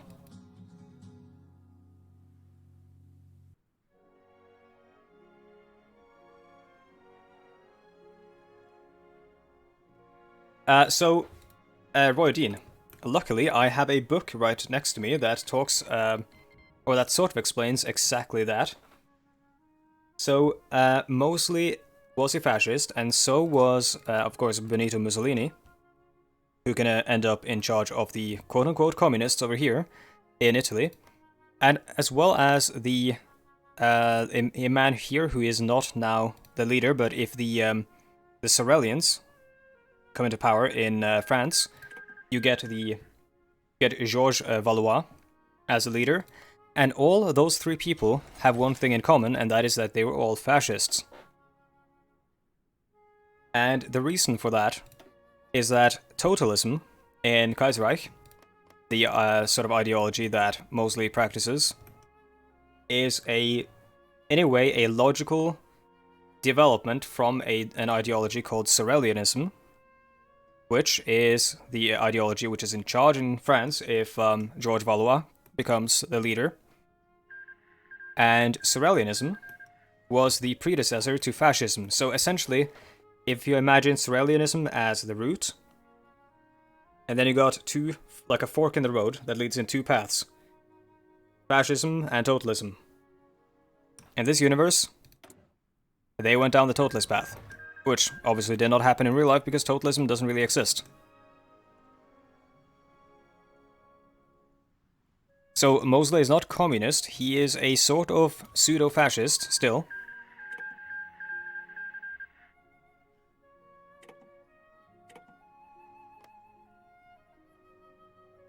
Hello, Darklink. I mean, kind of. Like, it's not necessarily, like, it's hard to talk about these things because a lot of people like to imagine fascism not necessarily as exclusively right-wing or exclusively left-wing. It is mostly right-wing, though, of course, but, yeah, I don't know,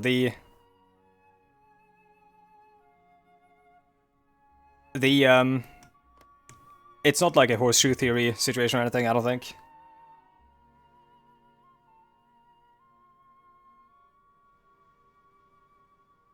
What's oversimplified? Is that history oversimplified?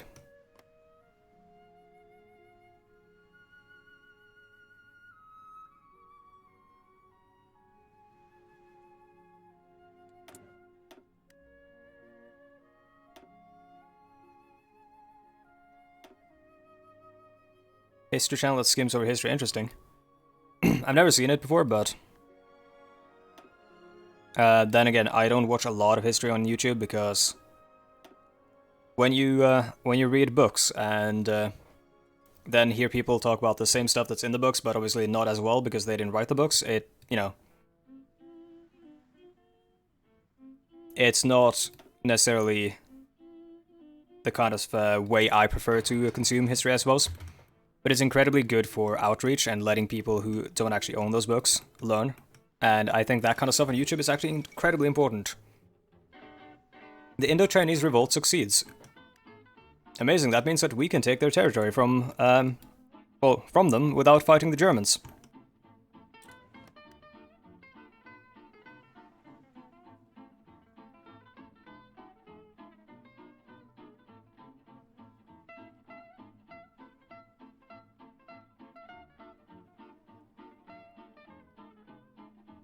No, Darklink, the horseshoe theory is mostly regarded by academics nowadays to be kind of bullshit.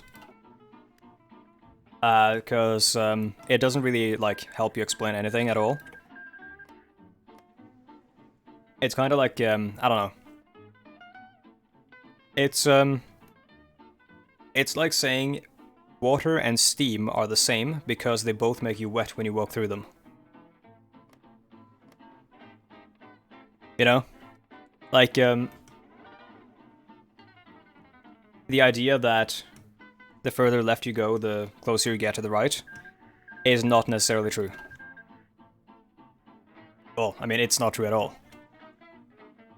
But there are, you know, any sort of political organization is not going to be exclusively one thing or the other. So, for example, Stalin's Russia was left-wing, but it was also authoritarian. And, for example, Hitler's Germany was right-wing, but it was also authoritarian. Similarly, mostly right now, probably left-wing and authoritarian.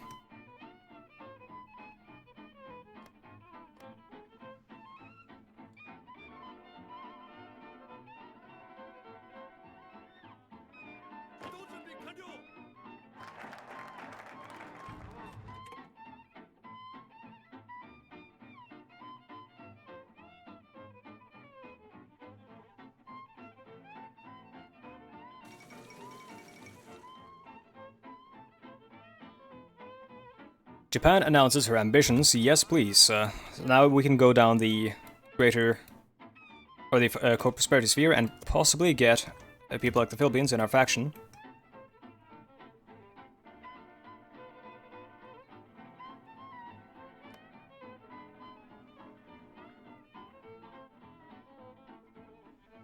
Yeah, the idea basically with the totalists here is that they are kind of this world's fascists.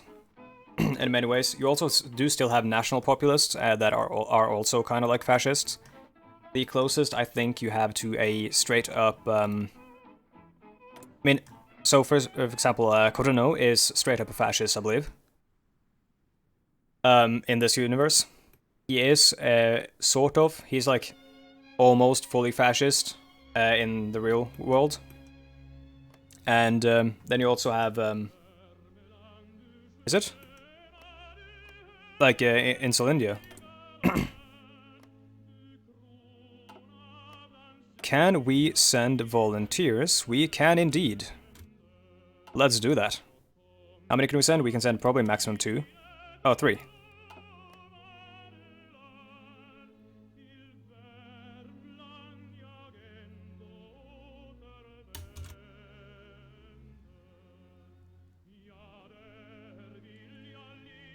Yeah, they're winning, but, I mean, they're not going to be able to take this stuff, but I think India is only this stuff anyways. I'm not quite sure, actually. No, they have foreign claims here as well. Yes, they're both in this mod. So, first of all, this is Lavrenti Beria. He was Stalin's head of military intelligence at some point. And that right there, Joseph B. Jugashvili. That is Joseph Stalin.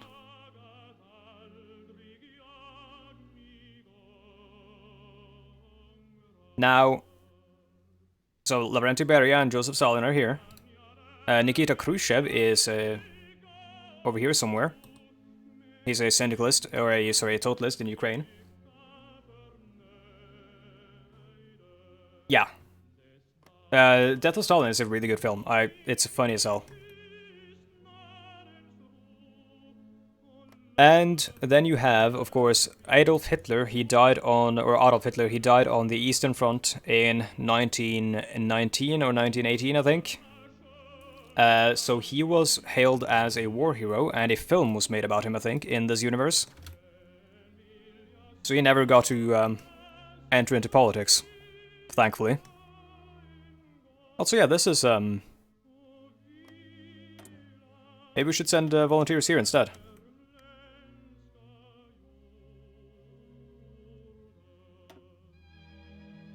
Probably not Marines. We can send 4, so we're gonna send, let's split off some troops from this army, I think. Get a leader, get someone who has... See, probably, honestly, Tomiyuki... Well, actually, no, we want to get someone who can gain experience, probably Nishio here.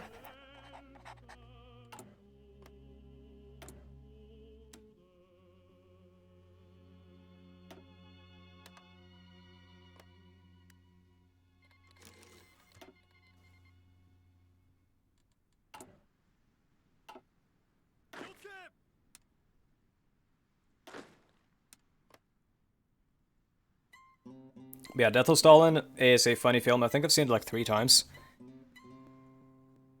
Also helps you put like faces to the names and everything. If you don't, Norway are another North Europe country strong in this mod.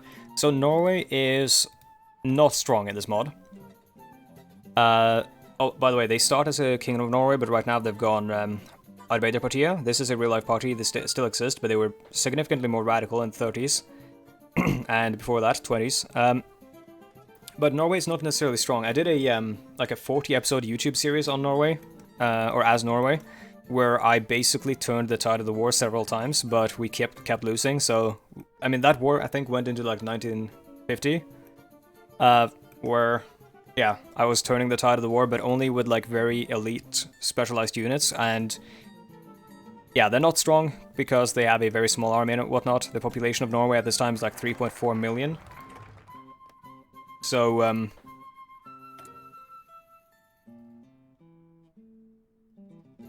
but Sweden, I think, is more poised to becoming strong, and Finland, of course, if they're, if you're opportunistic and good at the way you, or we've got the Lapua, the Lapua Lika.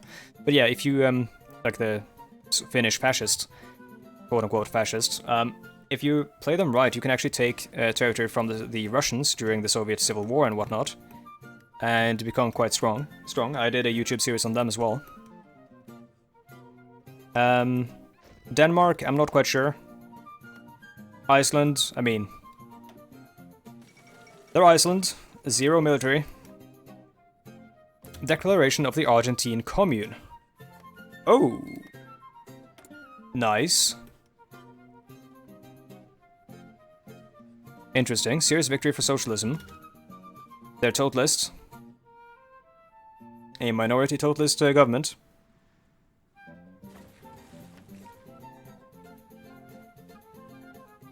Yes. So, Roy, if you didn't know, I'm actually Norwegian. So, yeah, the Norway, we got invaded in 1914, April 9th. The war lasted, honestly, for a surprisingly long time because of the terrain being horrible to fight in. And yeah, we do send a Christmas tree to the UK every year because our king and the government fled, or parliament fled to Britain and continued the war in exile. And the British helped orchestrate with Norwegian, Norwegian assistance, of course, several commando raids in Norway, which are all very interesting stories if you want to read about them. Oh, of course, I forgot about these guys.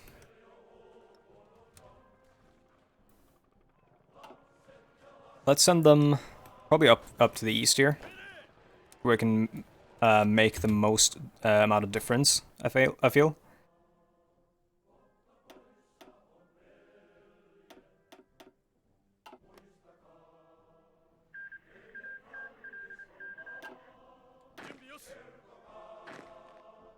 Man, Dakida, who's your history teacher? Because I want to have words.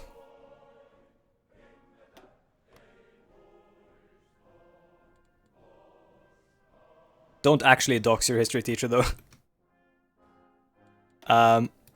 Let's see, we should maybe try an alliance with the Philippines. Because they don't have any supplies, or sorry, resources that we want to steal. They only have 2 rubber, so may as well ally with them.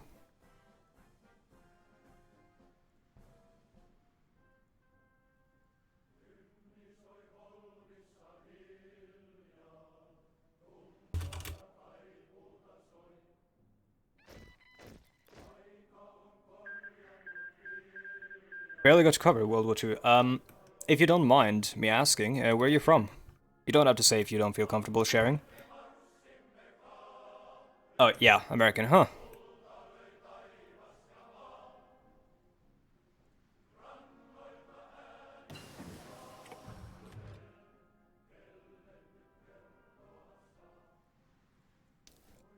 Strange that, I mean, from my impression, Americans covered World War II extensively in the sense that, you know, the narrative that America came in and saved Europe's ass.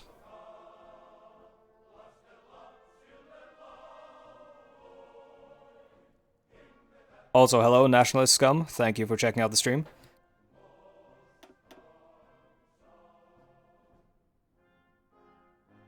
That's also an interesting name.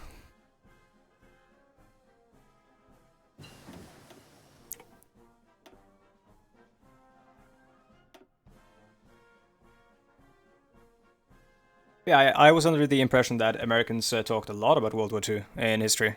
But I'm guessing a lot of it comes, or like, there's a much larger focus on like the Civil War and stuff like that. The Revolutionary War and all that.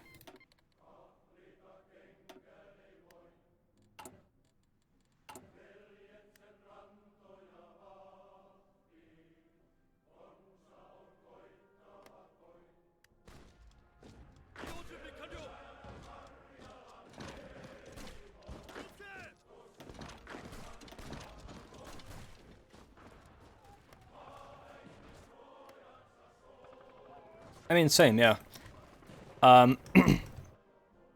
You like, to an extent, obviously, teachers are like severely underfunded, so they can't really do as well of a job as they might want to.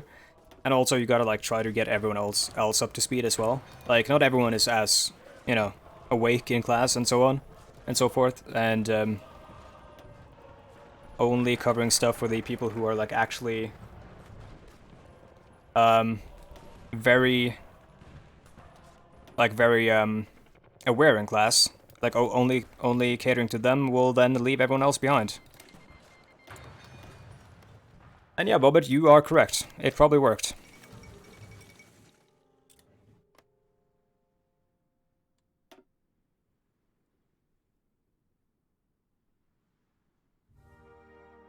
Probably not going to start any fights with a German Goliath yet. Let's finish the army and navy reforms first before we do anything else. Mostly D-Day and the Pacific War, okay. Yeah, for us it was mostly, I mean, we covered everything in detail. We did a lot of talks about the Molotov-Ribbentrop Pact, the pact between the Soviet Union and Nazi Germany. We talked about the Battle of Britain, and of course D-Day. The invasion of Norway, of course. We did also cover Japan a lot. I had my exam in history at, I think it's called high school if it maps to the American school system. And my exam there was about Japan in World War II. Though that was of my choosing, because you could pick like a topic and then write up something about it. So I chose nationalism in Japan because I found that interesting.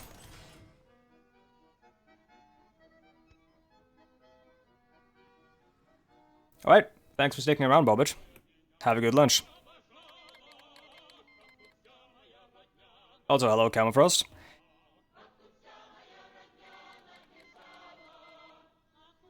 Yeah, the Finns were also, like, underrepresented in our history classes. Even though we border them. There was some mention of them, but not enough not as much as I would have liked. I ironically learned more about the Finnish Winter War and the Continuation War. This one time I was drunk and I met a Finn at a bus stop. And he was drunk as hell as well. And we started talking about it, and I talked with him on the bus ride home. That's basically... I learned more from him than I learned from my history teacher about the Finnish in World War II. Which is funny.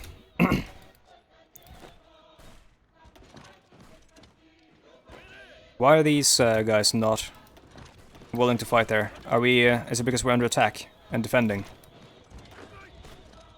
Probably. I mean, yes, they did dunk on the Soviet Union.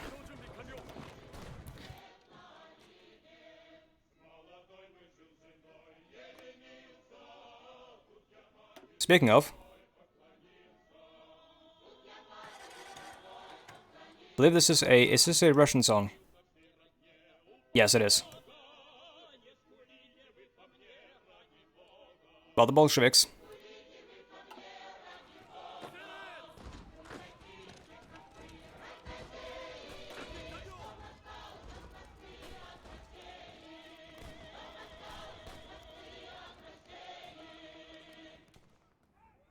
Yeah, it does help that, I mean, you know the terrain, of course, and also you have, I mean, the Soviets relied on a lot of vehicles and stuff to get supplies into Finland, while the Finnish had the supplies in Finland, and those vehicles did not fare very well on the shitty, muddy roads in Finland.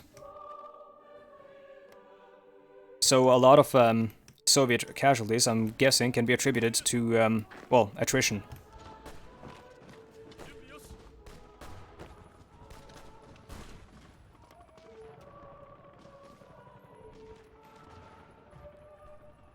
Yeah, one would imagine.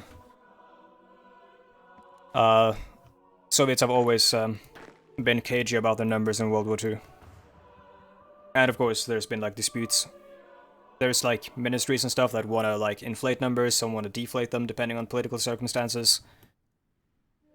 I mean, it was the same with Nazi Germany as well. And, I mean, of course, in China with Mao.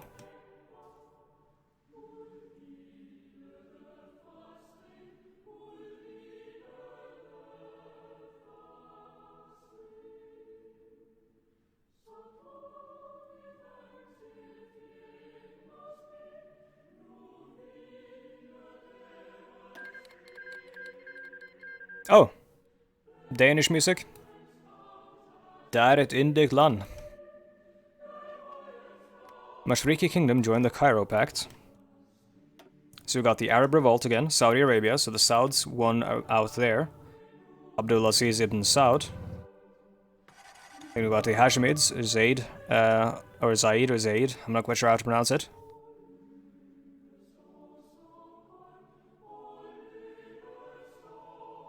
The Soviet, yeah, there is a Soviet civil war or Soviet Republic civil war going on right now in Russia, but yeah, little is happening. And yeah, Roy, I actually wrote a paper on that last semester for university, on the Sino-Soviet split, like the worsening of relations, and from the source that I read, I think his name was Luthi, the Lawrence M. Luthi, the author, claimed something like 10 million, roughly thereabouts, due to the Great Leap Forward, the economic policies which were disastrous. But yeah, they don't seem to be moving because they aren't. I think they're all at a complete stalemate, which is really good because that means that the Russians are preoccupied, and if we would want to, we could steal a bunch of territory in the east. Not that we necessarily might want to, because well, actually no, we do want to because Japan is starved of steel, as far as I remember, and we can get some easy free steel. Well, free quote unquote.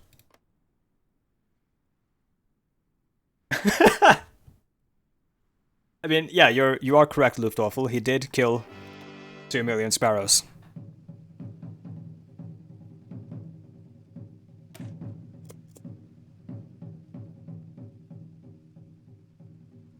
Yeah, it's, I mean, regardless of their ideology or anything like that, the unifying factor between these nations in which it is hard to find numbers is that a lot of horrible stuff happened in these nations, and they want to suppress that.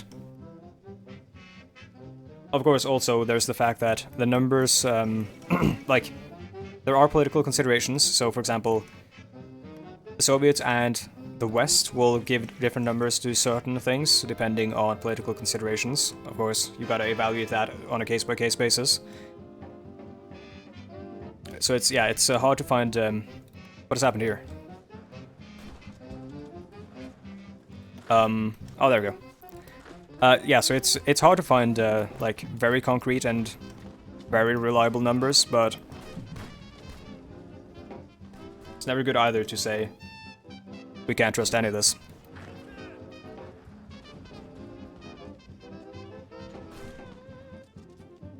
Okay, I'm gonna leave you with this jam for a second. I'm gonna go use the washroom. If the game will pause, thank you. So I'm gonna be right back. Oh yeah, the Brits and the Americans did it too. But that was, as far as I know, I mean, the Americans have suppressed, during the war, some numbers regarding casualties, of course, for the people at home, and also, like, some atrocities conducted against Japanese people. And the Brits, I'm not quite sure what was suppressed, but, I mean, stuff is suppressed for intelligence reasons and stuff during wartime, and then numbers disappear, but I don't know. But yeah, I'm gonna be right back.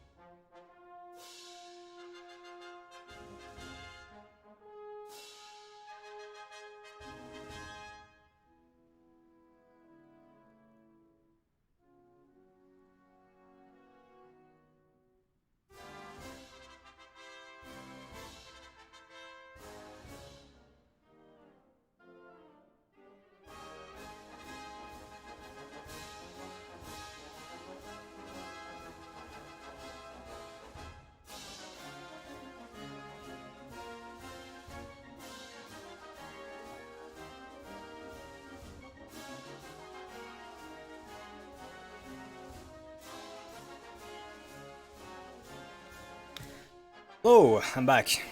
Sorry about that. I also had to send some information to my landlord as I'm moving not too long from now into a new place in a new city in Norway. Let's see. You got hot sauce in your eye. How'd you manage that?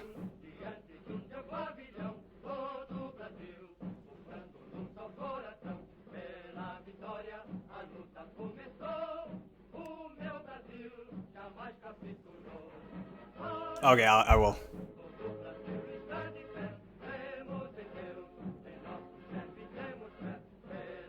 Oh, okay. I think I understand. I think if you're looking for sources on Iowa Jima, then that might be your problem.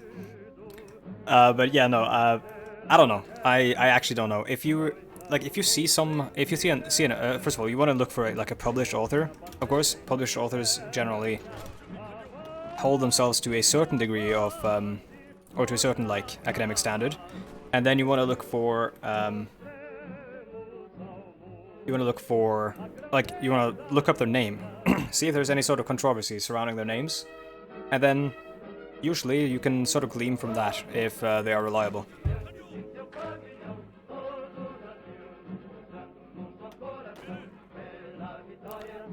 Either way, I think we're probably gonna just wind down the stream because I've got stuff to do, and like regarding the whole landlord situation, I'm moving to a city called Trondheim, which is over here. Beautiful, beautiful city, situated in a deep, deep fjord. Looking very much forward to that. So I got some stuff I gotta sort out with my landlord. So I think I'm going to pause it here, call it here, and maybe I'll try to export this and upload the VOD to YouTube to those that missed parts of the stream, so you can watch from the beginning. Yeah, thank you all so much for watching. I'll put us on the yep, moving from a fjord to a fjord. I mean, that's Norway. I'm going to save the game and suppose maybe send you guys on towards a different stream if you would like. Of course, you can leave if you want to, but I'm going to send you to a friend of mine who is streaming Dark Souls 2, and I believe he is playing with his girlfriend, who has never played Dark Souls 2 before, or any Dark Souls, I think. So that's fun. Yeah, thank you again so much for watching. I'll see you guys later. Goodbye.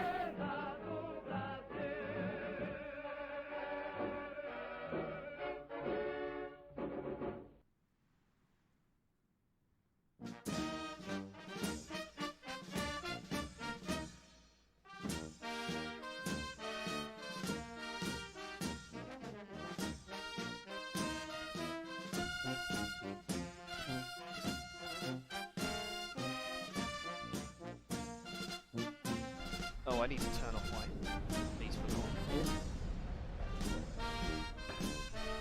For the next guy. Hello, buddy. Come on through.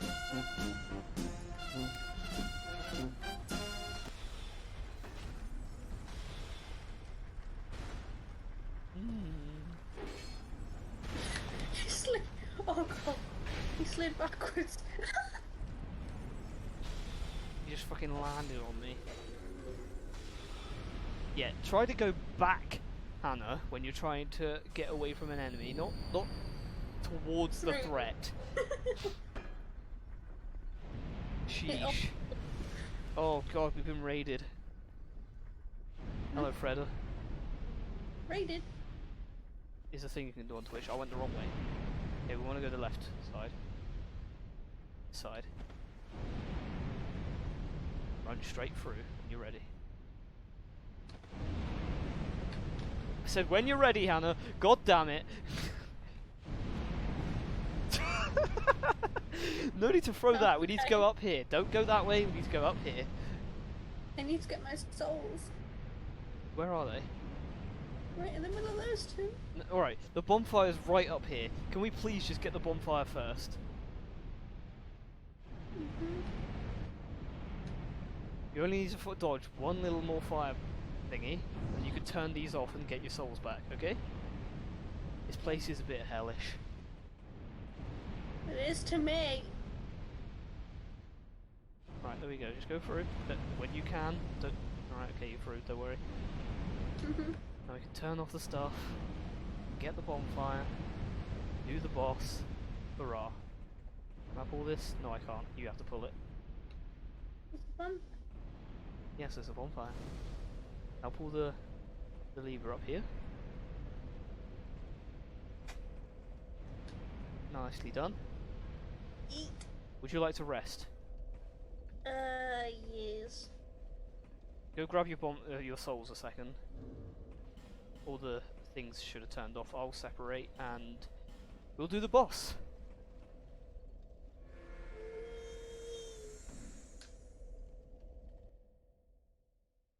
Watch me get raided now. That'll be funny. Right.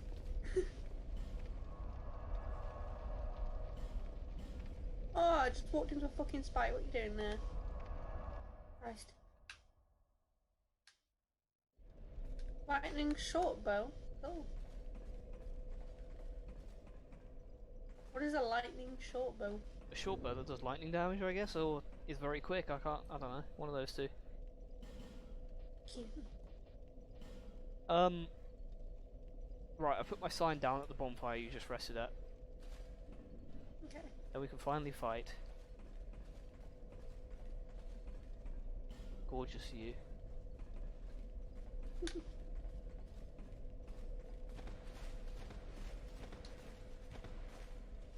Straight to the boss after this.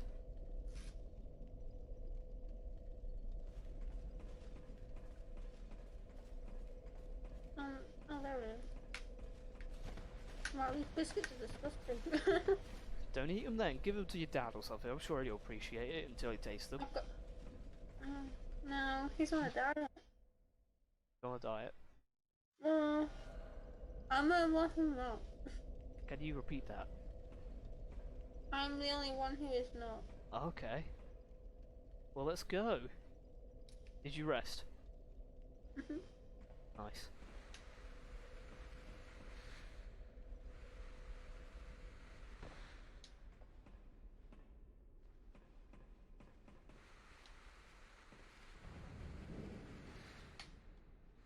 So, oh god, there's this guy. Okay, there's one enemy we need to fight.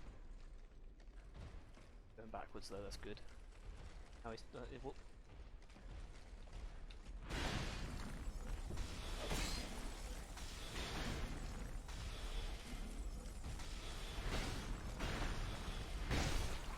He's immune to my spells. Ah! Ninja Turtle man's. Yeah. Oh, that's a giant fist holding a... He's beating the tower. Yeah, he's beating off the tower. He's just JOing the tower. No, always, you know, always got time for fun. Always got time to JO a tower, dude. Come on. Let's go. What? Can't fall down here, can you? Don't try it! Please, just don't try it, for fuck's sake! Just double checking. Your next line will be, go jump into it. Alright, Joseph Joestar. Alright, enter the gate when you're Gucci to go. You gotta fight a boss now. And he's a big boy, let's just say that. Oh, cinematic. Oh, he's a lava bumhole. Yeah, he's a lava bumhole, that's exactly what he is. I'm He's glad just... you realise he's a lava bumhole. You know what you gotta do with buttholes? Stick a finger in it, apparently. Oh, Jesus. Why does he remind me of the Balrog from Lord of the Rings? I mean... You know the one that Gandalf fought? Yes, of course I know what... Yes. He's missing the long tail, though. Well, we can't see, he's kind of having a dip in lava. Yeah.